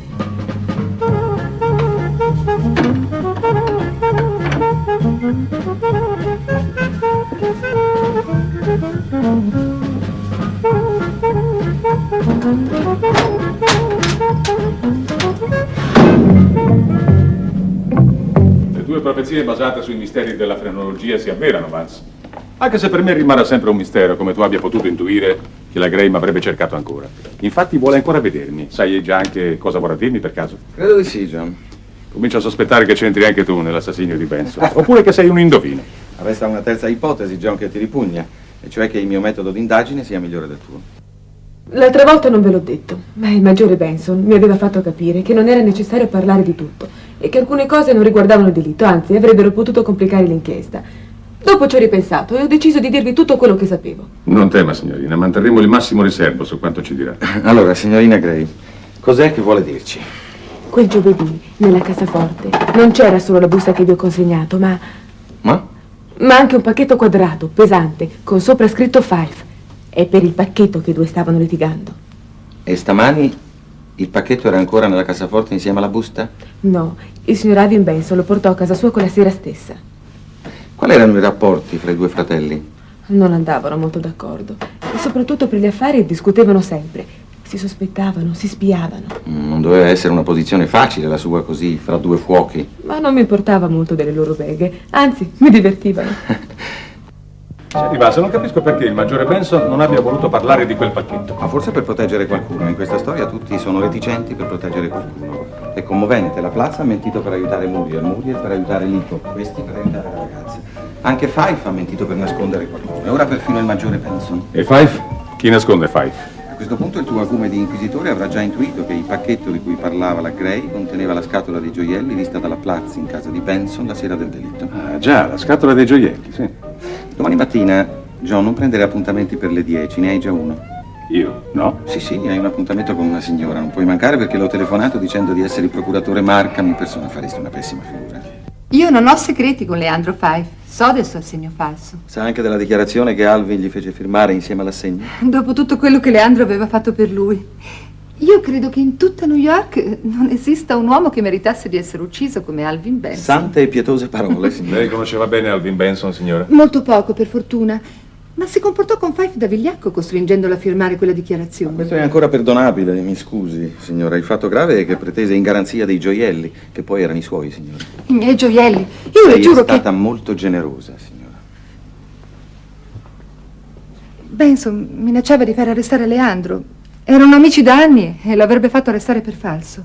Vede, Leandro è un uomo molto buono, ma ha un unico difetto: non sa vivere senza denaro e quando non ne ha se ne procura in qualsiasi modo. Ma chi è senza difetti? Alvin Benson poi minacciava di non coprire l'assegno, così sarebbe stato il suocero a far arrestare Leandro. Lei sa perché quel giovedì Alvin Benson e Leandro Fife litigarono? È stata tutta colpa mia. Leandro andò in ufficio per cercare di riavere i gioielli in cambio di una parte del denaro e Alvin Benson rifiutò. Non vorrei tormentarla troppo, signora, ma la ragione vera del suo odio verso Alvin Benson non è soltanto Leandro Fife. Cosa vuol dire? Non capisco, scusi. Basta guardarla per ammirarla, signora, ma fra l'ammirazione e la volgarità c'è la stessa differenza che passa appunto fra Alvin Benson e un gentiluomo. Lei sa troppe cose. Cerco di immaginarle soltanto. Ha indovinato comunque. Il giorno stesso della sua morte, Alvin Benson mi chiamò da casa sua dicendo di avere i gioielli con sé e di essere pronto a restituirmeli se avessi accettato di vederlo. Da sola, naturalmente. Naturalmente. Disse anche che aveva un impegno, ma soltanto fino a mezzanotte. Mi avrebbe aspettato alle 12:30. Perché Fife andò a casa di Alvin Benson quella sera, signora? No, non andò la sera. Andò da lui nelle prime ore del pomeriggio, in ufficio. No. Andò la sera a casa di Alvin Benson. Avrà letto i giornali, no? La Bentley ferma davanti alla casa di Benson era la di Fife. Io non lo sapevo. Mi rendo conto che tutto ciò è piuttosto spiacevole per lei, signora. Io so soltanto che Leandro è tornato a New York solo l'indomani mattina e che aveva passato tutta la sera a Long Island, a casa, con sua moglie. No, signora, Leandro Fife quel giovedì era a New York. Ha ammesso di essere andato a casa di Alvin Benson la sera. Ha soltanto detto di non essere entrato, forse perché ha visto qualcosa che lo ha sorpreso. Leandro era lì quella notte. Certo. E perché non me l'ha detto? In nome del cielo, Vance. Come hai fatto a indovinare che i gioielli appartenevano alla signora Paola Bunning? Seguendo lo stesso metodo, John. Fife aveva dato una garanzia a Benson, ma Fife non aveva denaro, quindi qualcuno doveva avergli prestato la garanzia. Chi avrebbe potuto farlo se non una donna innamorata, cieca a tutti i suoi difetti? Quando Heath ha scoperto l'esistenza di Paola Bunning, arrivarci è stato un gioco. Ma a cosa serve tutto questo? Abbiamo una confessione in mano, un colpevole sicuro. Benedetta semplicità, John. E poi, come avrebbe potuto un tipo come Fife procurarsi un'arma militare senza dare nell'occhio? Ah, ti sembra molto difficile? Quanti militari sono implicati in questa storia, John? Molti. Ecco, troppi per i miei gusti. E tutti legati l'uno all'altro dallo stesso ambiente, piccolo in fondo per una città come New York. Tutti soci dello stesso club e tutti esperti tiratori. Quante colte 45 credi che ci siano nell'armeria del country club, John? Cosa vuoi fare di preciso, Vance, me lo dici? Vorrei chiederti di farmi interrogare il capitano Leacock. Credo che sarà un'esperienza interessante, non soltanto per me. Non ha nessuna importanza perché l'ho ucciso. Vorrei però che la signorina Claire fosse tenuta fuori da questa storia. Certo, le prometto che non farò più il suo nome, ma sui motivi che l'hanno spinta a uccidere bisogna andare più a fondo. Va bene, ammetto. Mi riferivo alla mia fidanzata. Scusi, capitano, come ha saputo quel giovedì sera che la signorina Claire era andata a cena con Alvin Benson? Perché li ho seguiti fino al ristorante Marseille. Ah, ecco, e poi è tornato a casa sua? Esatto. E che cosa l'ha indotta più tardi a uscire di nuovo per raggiungere la casa di Alvin Benson? La gelosia. Lei scrive qui: entrai in casa di Alvin Benson dalla porta principale. Trovò la porta aperta o suonò il campanello? Ma che importanza può avere? Ho suonato ma nessuno ha risposto. Quasi contemporaneamente ho visto arrivare Alvin Benson in taxi. Scusi, non ha notato una macchina ferma davanti alla casa di Alvin Benson? Mi pare di sì, mi pare che fosse una macchina chiara, una Bentley. E ha riconosciuto la persona che era al posto di guida? Mi sembra che fosse Fife. Ah, quindi lei ha visto Fife e Benson contemporaneamente? No, Ho visto Five più tardi, quando sono uscito dalla casa di Alvin Benson. Ah, ecco. Bene, facciamo un passo indietro. Lei ha detto che Alvin Benson arrivò in taxi. E lei? Mi avvicinai e gli dissi che volevo parlargli. Entrammo in casa, ci accomodammo in soggiorno. Lui si sedette e io rimasi in piedi. Dissi quello che dovevo dirgli, poi estrassi la pistola e sparai. E come spiega il fatto che Alvin leggeva mentre lei parlava? Ma, non so, per mostrarsi indifferente. Rifletta bene, entraste subito in soggiorno? Sì. Ma come spiega allora che il cadavere di Alvin fu trovato in giacca da camera e pantofole? No, scusi, adesso che mi ricordo, quando entrammo mi pregò di aspettarlo qualche minuto in soggiorno. Ero troppo agitato per ricordare ogni dettaglio. Certo, è comprensibile. E quando Alvin ritornò in soggiorno e si sedette vicino alla lampada che lo illuminava bene in viso, lei non notò qualcosa di particolare, diciamo, a proposito dei suoi capelli? I capelli? Sì. No, mi pare di no. E una scatola, un piccolo scrigno turchino pieno di gioielli sul tavolo? No, non ho visto niente. E quando uscì dalla casa di Benson dopo averlo ucciso, spense le luci? Vero, penso che l'abbia fatto perché Leandro Fife, arrivando più tardi, notò che le finestre erano spente. Certo, devo aver spento la luce. Dove si trova esattamente l'interruttore della luce? Ma non me lo ricordo. È impossibile, rifletta bene. Accanto alla porta che dà in anticamera. A destra o a sinistra rispetto all'ingresso? A destra. Entrando o uscendo? Uscendo. Entrando. Bene, allora diciamo dalla parte del divano. Esatto. Bene. Veniamo alla rivoltella. Perché la portò in casa della sua fidanzata? Questa è una vigliaccheria di cui non so darmi pace. Avevo paura che la trovassero nel mio appartamento e così l'ho portato nel suo. È per questo che più tardi, quando la signorina Muriel fu sospettata, lei andò a riprendere la sua rivoltella e la gettò nel fiume, esatto? Esatto.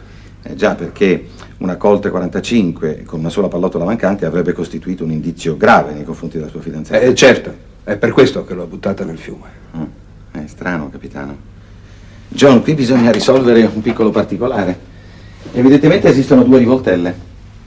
Sì, capitano, perché la polizia ha rastrellato la zona del fiume dove lei è stato visto gettare l'arma. È stata ritrovata effettivamente una Colt 45, ma con il caricatore intatto, non manca neanche una pallottola. Non ci sono due rivoltelle. La rivoltella trovata è la mia. Sono stato io stesso a rimettere la pallottola. Ma allora tutto è chiaro, capitano. Di menzogne ne hai dette tante anche tu, però. L'interruttore e la pistola ripescata. Ah, certo, ho mentito molto meglio di lui. Non ha un briciolo di fantasia, poveretto, è un militare. Il suo massimo sforzo immaginativo sarà stato quello di vedersi davanti al plotone di esecuzione con la sua nobile confessione appuntata sul petto. Basta, sono sull'orlo dell'esaurimento. Credevo fosse tutto finito ormai. Non te la prendere, John. Nobile capitano Leacock se l'è cavata, d'accordo. Ma puoi arrestarne altri. C'è Fife, Plazzo, Strand. Perché una alla volta non li arresti tutti e li fai confessare? Pensa, Heath impazzirebbe di gioia. E vabbè, Leacock è innocente, d'accordo. Allora torniamo fatalmente alla Muriel. Credi si deciderà a parlare? Oh, parlerà.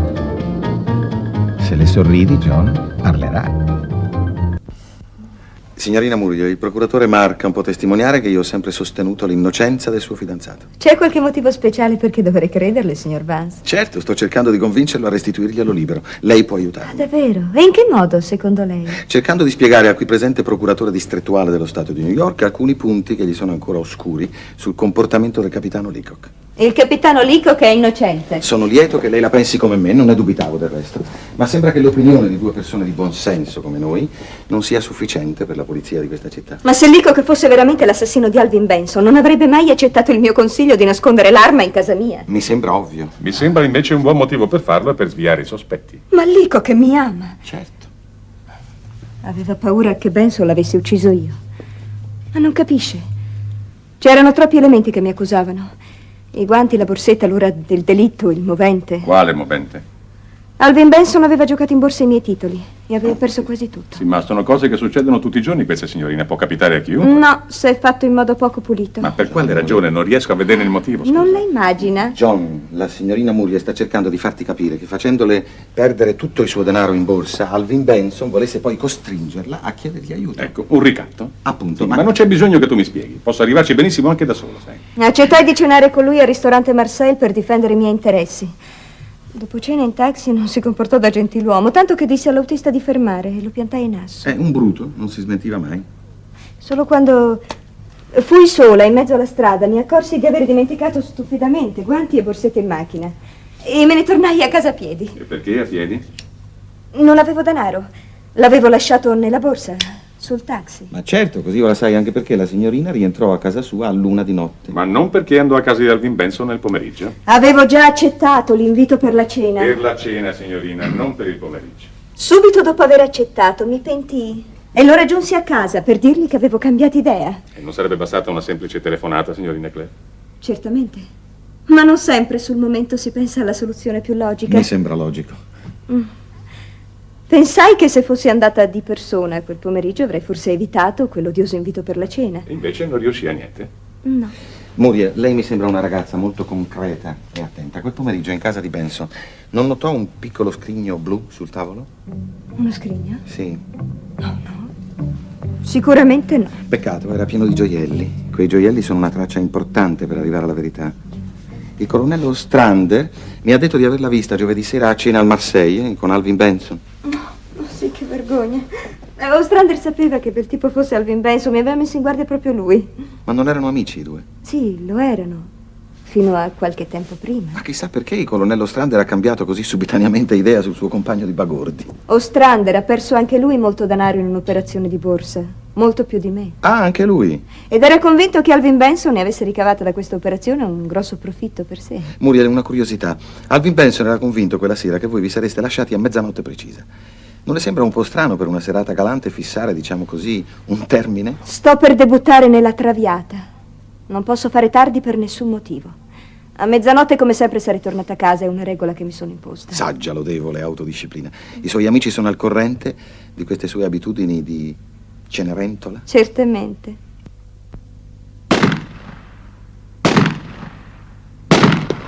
Complimenti, Maggiore, lei è un vero campione. Ah, grazie. Eppure non sono nemmeno in forma. Ma cosa dici, Anthony? Hai ancora un polso da olimpionico. Caro John, da quando è morto mio fratello Alvin non sono più io. Ho saputo della confessione del capitano Leacock. Scusami se mi intrometto, John, ma secondo me è falsa. Falsa? Come fai a dirlo? Conosco John da troppo tempo e penso di poter dare un giudizio molto preciso su di lui. Non è un assassino. Sta mentendo soltanto per aiutare Muriel Claire. Sono molti a mentire in questa vicenda. Per fortuna, John, c'è anche qualcuno che ti dà una mano, il Maggiore, per esempio. Senza di lui non avremmo mai saputo niente della famosa garanzia. Quale garanzia, scusi? Ah, non lo sa? Suo fratello non si fidava di Leandro Fife e pretese, oltre all'assegno, anche una garanzia, una scatola di gioielli. Gioielli? Ma nella cassaforte c'era soltanto la busta. Ma invece c'erano anche i gioielli e chi ha ucciso suo fratello Maggiore ha sottratto quella scatola. Allora anche lei non crede alla colpevolezza di Leacock? Perché me lo chiede? Perché se Leacock avesse ucciso mio fratello, nella confessione avrebbe parlato anche della scatola dei gioielli, che ora sarebbe in mano vostra. È un'osservazione molto acuta, non ci avevo pensato. Tu pensi, Anthony, che Fife invece sarebbe capace di uccidere? In guerra sarebbe stato un pessimo soldato, però è un ottimo tiratore. Ma no, a pensarci bene direi di no, o almeno bisognerebbe che fosse stato provocato in modo violento e io non saprei proprio dirvi che cosa possa provocare in modo violento un tipo come Leandro Fife. Sembra un uomo abbastanza superficiale, diventano pericolosi i superficiali quando sono innamorati. Quindi secondo lei il movente potrebbe essere l'amore, anche per Leacock il movente potrebbe essere l'amore, vero? Queste passioni. Pensi che purtroppo anche per Alvin la causa della sua morte potrebbe essere stata la passione per le donne. Queste passioni. Per oggi ho finito. Io sto letteralmente impazzendo, Anthony, per la soluzione di questo caso. Ogni giorno diventa sempre più complicato. Caro John, io mi sono rivolto a te perché so che ne verrai a capo. Vance, non vieni a colazione con noi? Ho un impegno, John. Ci vediamo nel tuo ufficio più tardi. Bene.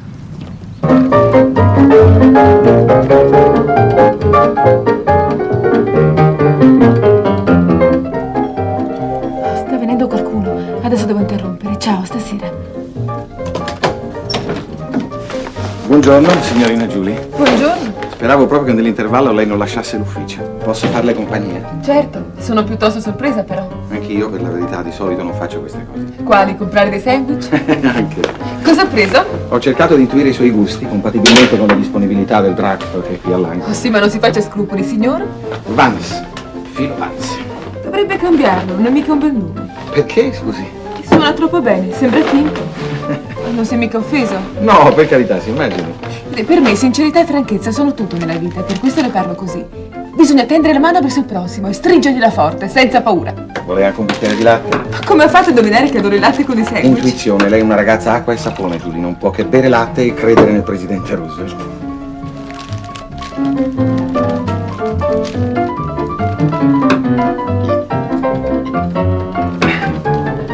Che diavolo di lavoro fa? Beh, mi occupo di quadri, se così si può dire. Li fa? No, Allora li vende. neppure. Li compro, semmai, ma il più delle volte li ammiro soltanto. Allora è ricco. Anch'io un giorno voglio essere ricca. Voglio possedere una villa con un maggiordomo, fare un viaggio in Europa ed essere la titolare di una ditta come questa. E fare la fine di Alvin Benson, poi?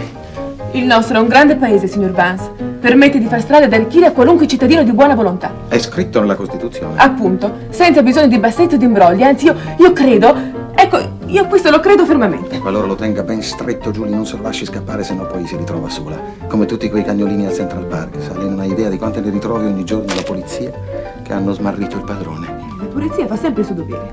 Troverà anche l'assassino del signor Benson. Io ho assoluta fiducia nella polizia. Cioè, in questo caso, nel sergente Heath? Eh sì, io temo proprio che il sergente Heath abbia bisogno di aiuto. Se tutti i cittadini di questo grande paese, Julie, collaborassero, il compito della polizia sarebbe facilitato. Lei ha sacrosantemente ragione, signor Vance. Che cosa sta facendo adesso? Telefono al sergente Heath, gli dico che può contare su di me. Ma no, cara, no, è molto meglio aiutarlo senza farglielo sapere. Noi due insieme, d'accordo? D'accordo. Ero lì a mezzanotte davanti alla casa di Alvin Benson e solo poche ore prima avevo litigato violentemente con lui nel suo ufficio. Il fratello e la segretaria sicuramente avevano sentito. Io speravo almeno che non avessero parlato dei gioielli, e invece lo hanno fatto. E così sono risaliti a me. Ma io non volevo. Ti giuro, io volevo tenerti fuori da questa storia. Non voglio essere coinvolto in questa sporca faccenda di menzogne, assegni falsi, debiti. Paola, ti prego, non parlare così. Metterò tutto a posto, chiarirò tutto. E tu riavrai i tuoi gioielli. Ti amo, lo sai. Anch'io ti amo. Ma vorrei che fra noi tutto fosse pulito. Sono stanca di nascondermi, di mentire. Forse la morte di Benson può aiutarci a chiarire tutto. Non ho nessuna intenzione di perderti. Non sono un modello di virtù, ma so di preciso quello che voglio. Voglio te. Fino a quando potremo andare avanti così? Francamente non lo so. E cerca di starmi vicino e vedrai. Ho un piano. E tu, parola di Leandro Fife, riavrai i tuoi gioielli. Ah, ma io so perfettamente chi ha ucciso quel tristo figuro di Alvin Benson. Davvero? E quando è che hai avuto questa folgorazione? Ah, 5 minuti dopo essere entrato in casa sua quella mattina. Sì, ma non avere fretta. Ora ti prendo per mano e ti conduco gradatamente fuori dalle tenebre in cui sei. Carrie, 48esima strada, numero 87. Grazie. Vorrei fare una chiacchieratina con la Plaza, se non ti dispiace. E poi ti sussurrerò in un orecchio tutti i miei segreti. Senza questo grazioso ornamento, il signor Alvin non riceveva mai nessuno. No, mai. Rifletta bene, proprio mai nessuno senza il parrucchino in testa. Una volta l'ho visto togliersi la parrucca e mostrarla al colonnello Strander, ma era un suo vecchio amico. Quando era qui solo e in pantofole, le tende delle finestre che danno sulla strada dovevano sempre essere tirate. Non voleva che qualcuno potesse guardare dentro. È sicura di non aver sentito il campanello suonare quella notte? Sicurissima. Signora Platz, se qualcuno da fuori, vedendo qui dentro la luce accesa, avesse bussato ai vetri della finestra, lei crede che il signor Alvin Benson avrebbe fatto entrare uno sconosciuto senza il parrucchino in testa? Oh, no. E poi non avrebbe aperto uno sconosciuto. È sicura che nessuno avesse una chiave supplementare? Nessuno aveva le chiavi, eccetto io e il signor Alvin. Dove ripose i gioielli, signor Alvin, prima di uscire per andare fuori a cena? In nessun posto. Li lasciò dove erano, lì su quel tavolo. Ah, qui su questo tavolo? Sì, lì. Com'era il suo nome da ragazza, signora Platz? Il mio nome di ragazza è Platz. Oggi ho visto sua figlia. È una simpatica ragazza, sai, John? Mia figlia? Ma sì, Julie Gray. Abbiamo parlato dell'America. È una ragazza piena di grandi ideali. Ma quella ragazza non è mia figlia. Vedi, John, quando io insinuai che la signora Platz doveva avere un motivo personale per non far sapere della signora o della signorina che era stata qui quel giovedì pomeriggio a prendere il tè con Alvin Benson, la signora pensò che io alludessi a sua figlia, cioè a Julie Gray. Invece io pensavo a Muriel. Ma sì, per un attimo avevo pensato che Muriel fosse sua figlia. Non ha niente da temere per Julie, signora Platz. È una bravissima ragazza. Grazie di queste parole. Piuttosto ci spieghi la differenza di nome, signore? Gray è il nome di mio marito. Rimasi vedova quando la bambina aveva 2 anni. Sì, ma perché nasconderlo, scusi? Una ragazza carina, buona. Mi è costato fatica farla studiare, ma fare carriera con una madre cuoca e cameriera. L'unico a sapere che Julie fosse mia figlia era proprio il signor Alvin. L'avevo pregato io di assumerla appena finiti gli studi in collegio. Ma andiamo, signora Platz. L'America ormai ha superato da un pezzo questi pregiudizi borghesi. Il nostro amato presidente non ha forse venduto giornali da ragazzo.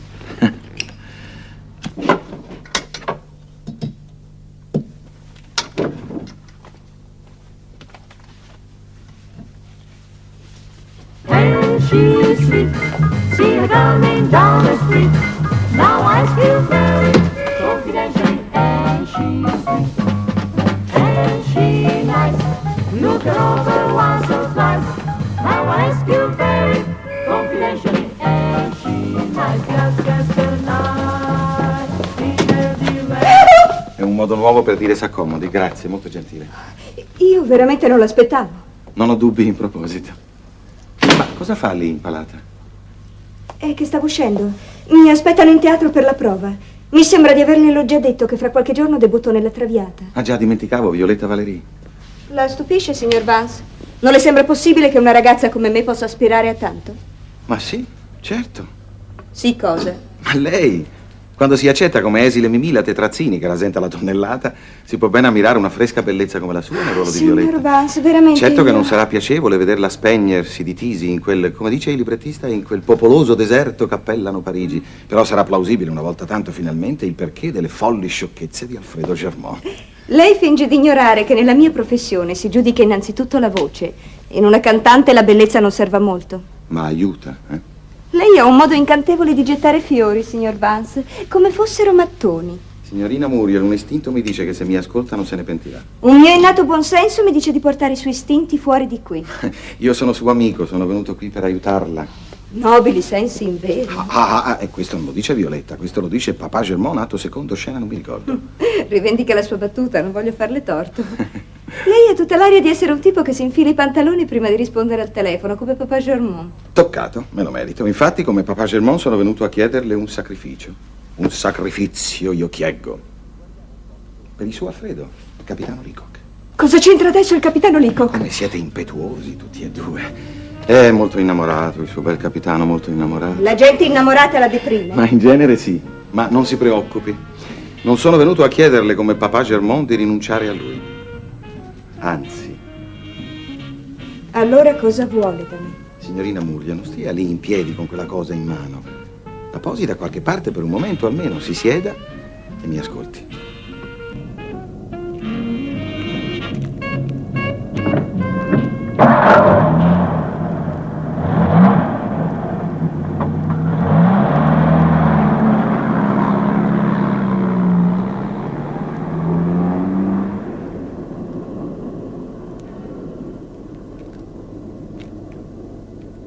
Vance, come hai fatto a scoprire che la Gray è figlia della Platz? Osservando le caratteristiche somatiche dell'una e dell'altra. Osservando cosa? Le caratteristiche somatiche, John. Ah già, mi ero accorto che cercavi di scrutare da vicino la ragazza. Bravo, io non sono un frenologo vero e proprio, ma credo nelle variazioni craniche in rapporto alla razza, all'ereditarietà. In questo senso sono rimasto un darwiniano. Ma se aveva il capello la Gray? L'ho rivista senza. E il nome diverso? Come hai fatto a collegare? E ho tirato a indovinare un'idea medianica, chiamala come vuoi. Ma le osservazioni serie da fare sono altre, John. La persona che entrò in casa di Alvin Benson giovedì notte doveva essere un suo amico intimo. Un amico di fronte al quale un uomo vanesio come Alvin Benson potesse mostrarsi senza parrucchino, in giacca da camera e in pantofole. Ecco perché esclusi subito che ad uccidere potesse essere stata una donna. Certo, adesso ne sono convinto anch'io, ma anche restringendo il campo agli amici intimi di Benson dovrei arrestare almeno 3 o 4 persone. Non ce ne sarà bisogno, John, tranquillizzati, abbiamo altri indizi preziosi. L'assassino, per esempio, doveva conoscere bene le abitudini domestiche di Benson. Sapeva, per esempio, che la Platz dormiva al piano di sopra con la porta chiusa e che non avrebbe sentito lo sparo. Un'osservazione rilevante, bravo.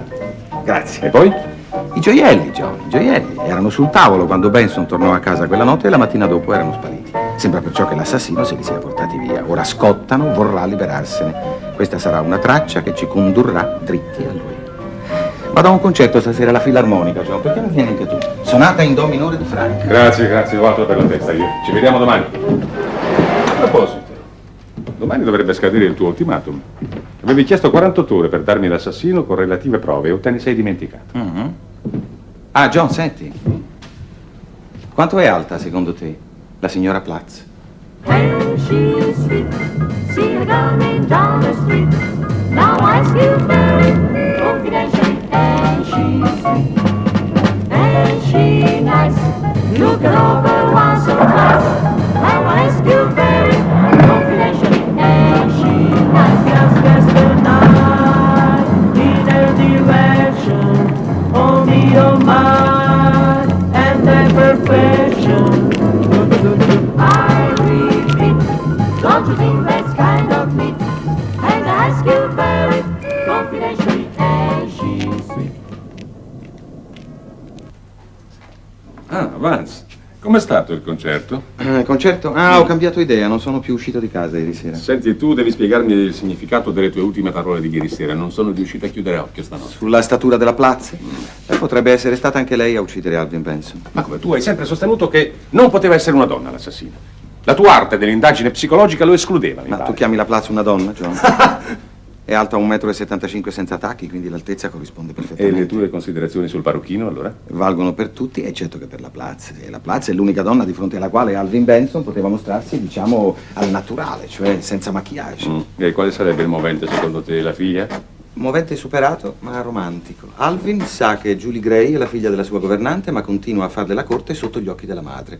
Questa gli chiede di smettere il suo sporco gioco. Ma Alvin la irride, allora la signora Platz spara.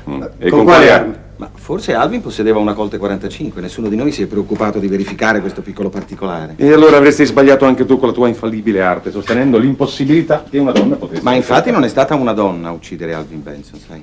Ma come? Tutto quello che hai detto fino adesso contro la Platz, allora? È una piccola dimostrazione degli errori che si possono commettere in un processo indiziario, John. E anche per prepararti alla rivelazione della verità.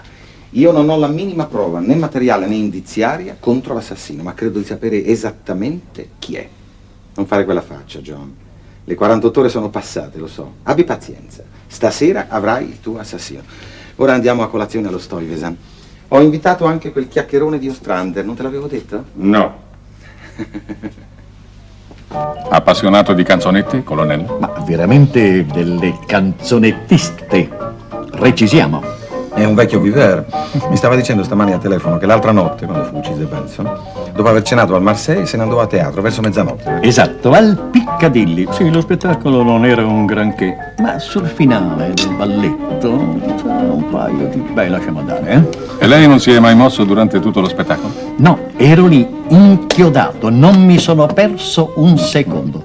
Ero in compagnia di un amico, che certamente lei conoscerà, l'assessore Moriarty. Sì, ce ne siamo andati via verso le 2. Tutti e 4. Tutti e 4? Non capisco. Noi 2, più 2, di quelle scatenate ballerinette. Senta, colonnello, lei era molto amico di Alvin Benson?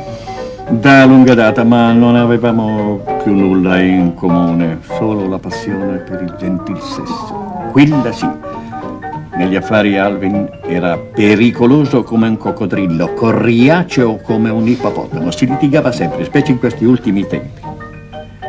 Ve l'avrò detto Muriel, che io avevo capito che mi imbrogliava da anni, il suo più vecchio amico. Sarò sincero con lei, signor Markham. Nessuno ha veramente pianto per la morte di Alvin. Neanche tu, Bisbee. Ci penso da 2 giorni. Oggi finalmente ho trovato il coraggio di venirglielo a dire. La ascolto? Leacock è veramente andato a casa di suo fratello quella sera. Ma non è entrato, mi creda. Non ho nessuna difficoltà a crederle, ma non capisco come questo possa aiutarla e soprattutto aiutare il capitano Leacock. Lei dovrebbe dire che si trovava da quelle parti quella sera proprio per far visita ad Alvin. Io? Sì, Lei. E di aver visto il capitano in uno stato tale di agitazione che ha cercato di calmarlo, riportandolo a casa sua. Tutto qui. Non posso mentire alla polizia, mia cara, e per varie ragioni. Se vuole, può. Non saprei davvero come spiegare il fatto di non aver dato prima questa versione. E poi... Può dire di avere mentito per paura di essere compromesso anche lei. Io? Ma c'è una cosa molto più importante che me lo impedisce, mia cara. Io quella sera sono rientrato verso le 23 e il portiere di notte ha già dato questa versione alla polizia. Mi dispiace. Allora neanche lei può fare niente. Non posso davvero aiutarla a fabbricare questo falso alibi per Leacock, mi creda. Ma è già una prova di grande benevolenza e di amicizia verso di lei il fatto di averle permesso di espormi questa sua imbarazzante proposta. Lei converrà, signorina, che non era molto onorevole per un militare. Scusi, io non so più cosa fare. Sono distrutta, mi credo distrutta. La prego, si calmi. Le prometto che parlerò con il mio amico Markham, perorerò la causa del nostro Leacock, ma nel modo giusto, senza mentire, senza inventare dei falsi alibi che poi possono venire smascherati nel giro di pochi minuti. Non ce n'è bisogno, mi creda. Ma lei si sente male? Mi dia un sorso d'acqua, per favore. Certo.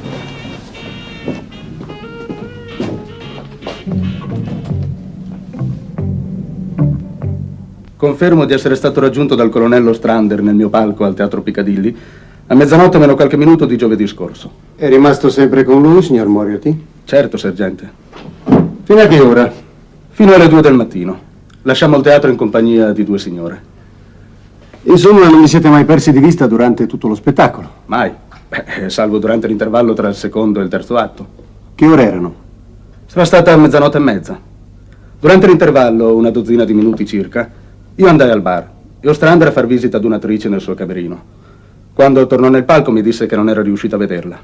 C'era tanta gente, non lasciavano entrare nessuno in palcoscenico.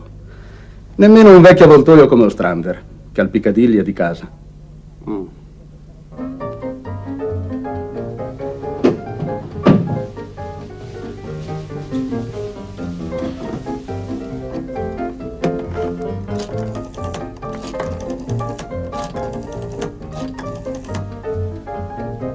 Residence California, mi passa il maggiore Benson, per favore.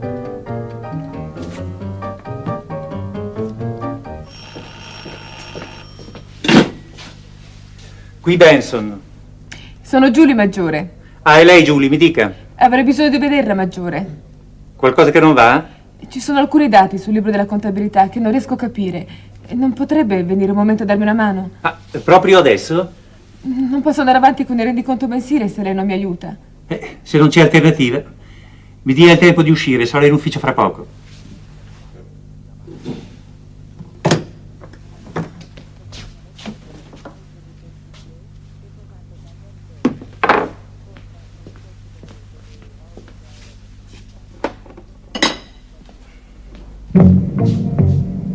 Allora sembra che anche Ostrander abbia un alibi poco attendibile per la sera del delitto. Sbagli, Ostrander è un alibi di ferro. L'assessore Moriarty l'ha confermato punto per punto e su Moriarty io posso mettere la mano sul fuoco. Ti credo, John, ma ti scotteresti su quei 10-12 minuti dell'intervallo durante i quali Ostrander è andato in camerino a trovare quell'attricetta che poi non c'era e che perciò non può testimoniare. Andiamo, avanza 10-12 minuti. Ma il Piccadilly dista 200 metri dalla casa di Alvin Benson.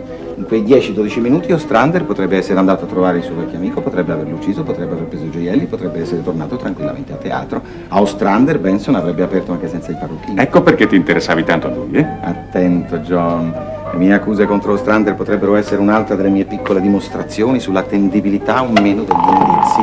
Infatti non è finito. Vorrei controllare anche l'alibi del maggiore Benson. Pronto? Non dimenticare che il maggiore Benson è fratello di Alvin e che è stato proprio lui a promuovere la mia inchiesta. Sì, ma i due fratelli non si amavano molto. Ma da questo a uccidere ce ne corre, Vance. E per lei, una signorina. Pronto? Sì? Grazie. Piuttosto sibillina come telefonata, eh? Parla poco, ma quando parla dice cose molto interessanti. Andiamo, John. Dove? Passiamo a prendere il tuo fedele Heath e poi a parlare con l'alibi del maggiore Benson. Carrie?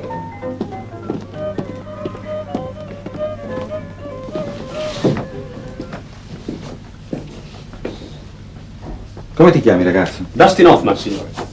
Sei molto giovane per fare il portiere di un residence, di notte per giunta. Dicono che sia bravo, signore, e che farò strada. Vance, cerchiamo di fare presto, il maggiore può tornare da un momento all'altro. Non ti ricordi a che ora rientrò a casa il maggiore Benson la notte in cui fu ucciso suo fratello Alvin? Sì, signore, verso le 11, dopo il cinema. E ti disse qualcosa? Sì, mi disse che il film Marocco con la Dietrich era bello ma pesante e che gli aveva fatto venire il mal di testa.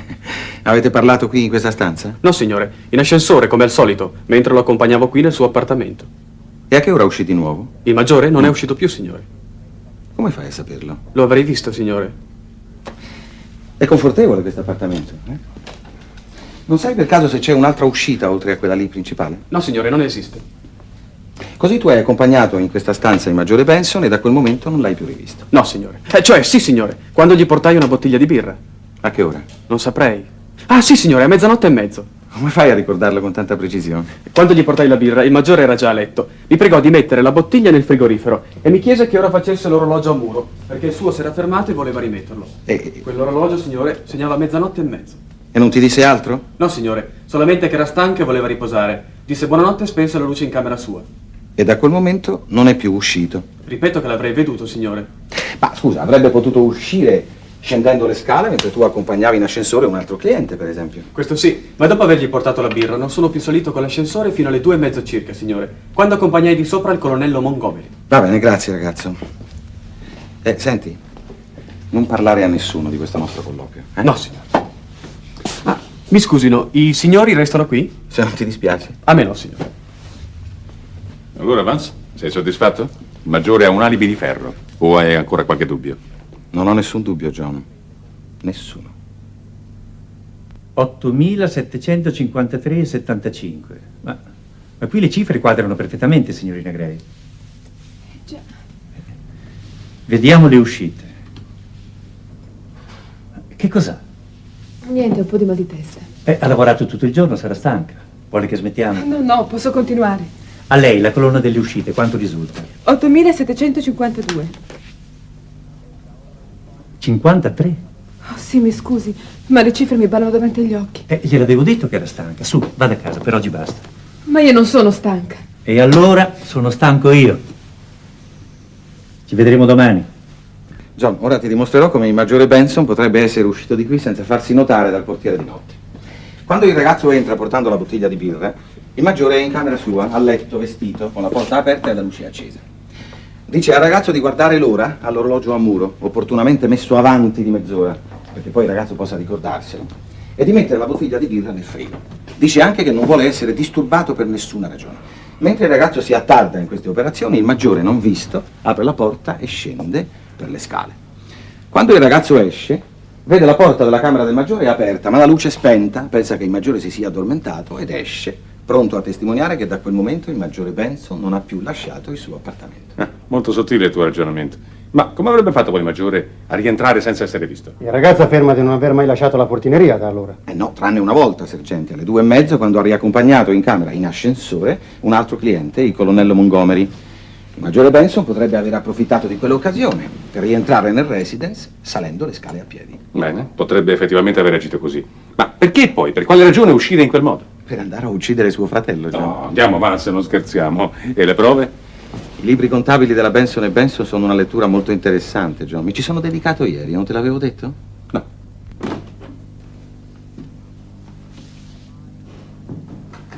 Maggiore Benson. Prego, si accomodi, è in casa sua. Che cosa sta succedendo? Che cosa fate in casa mia? Ma è stata una mia idea. Volevo dimostrare l'ineluttabilità di una mia teoria. Di una sua teoria. E quale, di grazia? Ma che tutti gli alibi del mondo presentano sempre due facce, una vera e una falsa. Un'osservazione molto acuta, signor Vance. Forse un po' arbitraria nel caso specifico. Ma non del tutto, direi, Maggiore. Ma partiamo dal presupposto puramente teorico che gli alibi di tutte le persone coinvolte nell'assassinio di suo fratello, e cioè Leacock, Fife, Ostrander, la signora Platz, la signorina Muriel, la signorina Julie Gray e anche lei stesso, Maggiore, scusi, anche se fossero alibi di ferro, potrebbero tutti soffrire di una macchiolina di ruggine. In fondo gli alibi non servono a niente. E che cosa serve, secondo lei? Ma la psicologia dell'assassino, che anche in questo caso, come sempre, ha commesso un errore. E quale sarebbe questo errore? La scatola dei gioielli, ecco l'errore. I gioielli non sono il vero movente del delitto. L'assassino li ha fatti sparire soltanto per sviare le indagini, per simulare un assassinio per furto. Però cosa?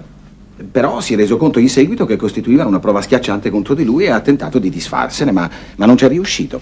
Tanto è vero che li ha ancora con sé. Ma scusa, Vance, non potremmo rimandare questo colloquio? Il maggiore sarà stanco. Ma sì, hai ragione, John. Mi scusi, maggiore. Tanto più che se i gioielli, poniamo, li avesse presi lei, avrebbe saputo certamente trovare un nascondiglio più sicuro. No, la mia era soltanto una dimostrazione puramente teorica di come sia sbagliato in un'indagine poliziesca basarsi soltanto sugli indizi materiali, ecco. Vedo che lei è rimasto senza tabacco. Sembra proprio di sì. Ne prenda un po' del mio, è un'ottima concia. È finito, vado a prendere. No, fumerò delle sigarette, maggiore, scusi tanto, maggiore, mi scusi. Che scherzo è questo? Qualcuno ha nascosto qui dentro i gioielli. La signorina Claire, che stamattina è venuta da me con una scusa. John, se è uno scherzo è veramente di pessimo gusto. Maggiore Benson, lei possiede una Colt 45? Certo. Ogni ufficiale che abbia fatto la guerra possiede una Colt 45. Sono stato io per primo a parlarvene. Ma già, ma si dà il caso che io abbia fatto fare un confronto dal perito balistico della polizia, il capitano Hagedorn, fra la pallottola che uccise suo fratello e una di quelle che lei è solito sparare al poligono di tiro. Ne ho prelevata una l'altro giorno, rimasta conficcata nella sagoma. Le due pallottole sono identiche, maggiore. Il colpo che ha ucciso suo fratello è stato sparato con la sua pistola. Questi sono i risultati della perizia. John, se vuoi dargli un'occhiata.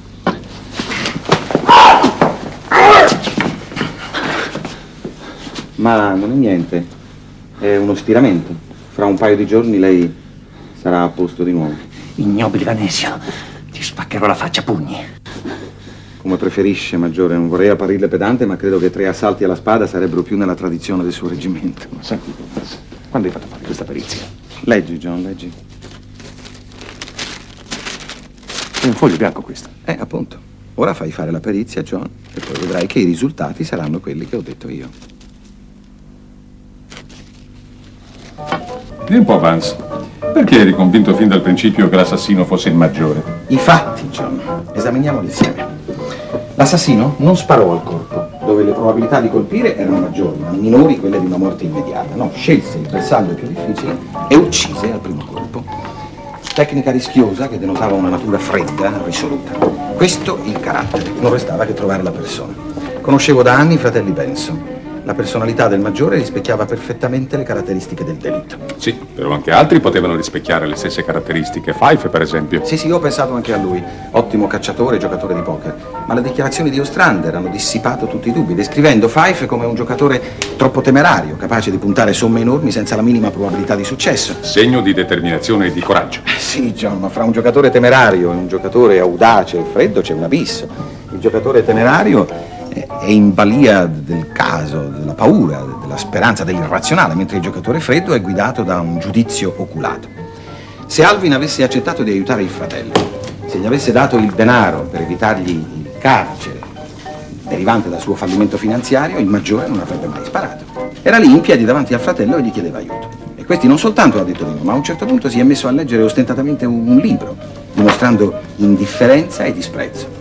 Soltanto a questo punto il maggiore si è visto perduto e ha sparato. Sì, però lui continua a negare, dice che non abbiamo prove, e ha ragione. Soltanto la perizia balistica della sua pistola è una traccia concreta. No, e i gioielli erano in casa di Alvin, li abbiamo ritrovati in casa dell'assassino. Questa è una prova materiale di quelle che piacciono tanto a Heath. A proposito, lo sai che è simpatico il tuo sergente? Sì, non è un'aquila, ma ha una mente ordinata, piena di buonsenso. Di Napoleoni non ne nascono più, e poi anche se nascessero non farebbero certo i poliziotti. Ma anche se volessero sarebbero scartati per insufficienza fisica. Se non sbaglio, questo paese sceglie i suoi poliziotti in base al peso e alla statura. È il grande ideale americano, la quantità, in arte, in architettura, a tavola e perfino nella polizia. Benson sostiene che i gioielli sono stati messi a bella posta nella scatola del tabacco. Dice che l'ha fatto Muriel. Devo convocarla per un nuovo confronto con Benson? Sarebbe una scena disgustosa, John. Evitala. Io credo di sapere come sono andate le cose. Quando il maggiore Benson ha capito che i gioielli potevano essere pericolosi per lui e utili invece come prova d'accusa contro qualcun altro, li ha nascosti nella cassetta di Leacock, nello spogliatoio del Country Club, pur continuando a sostenere apertamente che Leacock era innocente. Muriel li trova. In un primo tempo pensa che siano la prova della colpevolezza del fidanzato Leacock, allora li prende per farli sparire.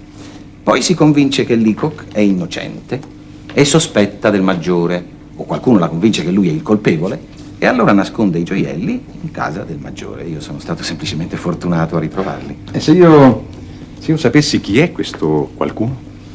La casa della moglie, il Vance, è costantemente sorvegliata, non lo sapevi? Quando ieri è scesa in taxi, l'agente di guardia ha preso il numero di targa, 2578. Quel taxi ieri sera si è fermato a casa tua, Vance. Altro che concerto. Sono molto lieto per la prima volta di complimentarmi con la polizia, John. Fortunato, dici? Tu sei stato doppiamente fortunato.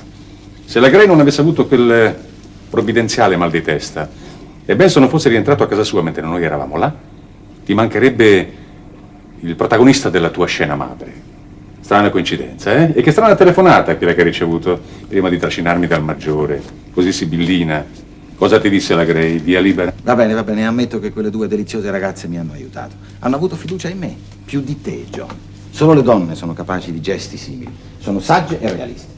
Gli uomini invece imbrogliano sempre tutto, infilano una sciocchezza dietro l'altra. D'altra parte, John, tu avevi bisogno di prove, non c'erano, io ho dovuto fabbricarle. Complimenti. Complimenti. Comunque resto dell'idea che le tue accuse contro la Platz rimangono il tuo capolavoro. Grazie. Penso con amarezza al fatto che il maggiore Benson sarà condannato in base a prove che in realtà non esistono, sono state fabbricate da me. D'altra parte, se pretendessimo di farlo condannare in base alle mie teorie, ci metterebbero in manicomio tutti e due. Inchiniamoci perciò ai diritti della logica. Va bene, ammetto che in via eccezionale la tua teoria funziona, però non chiedermi di farne una regola, ti prego. C'è un'altra cosa che mi amareggia.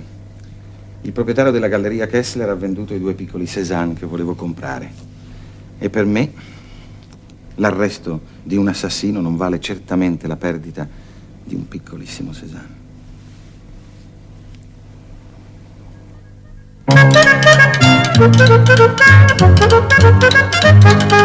And she's sweet, see her coming down the street. Now ask you very confidentially, and she's sweet, and she nice. Look her over once or twice. Now ask you very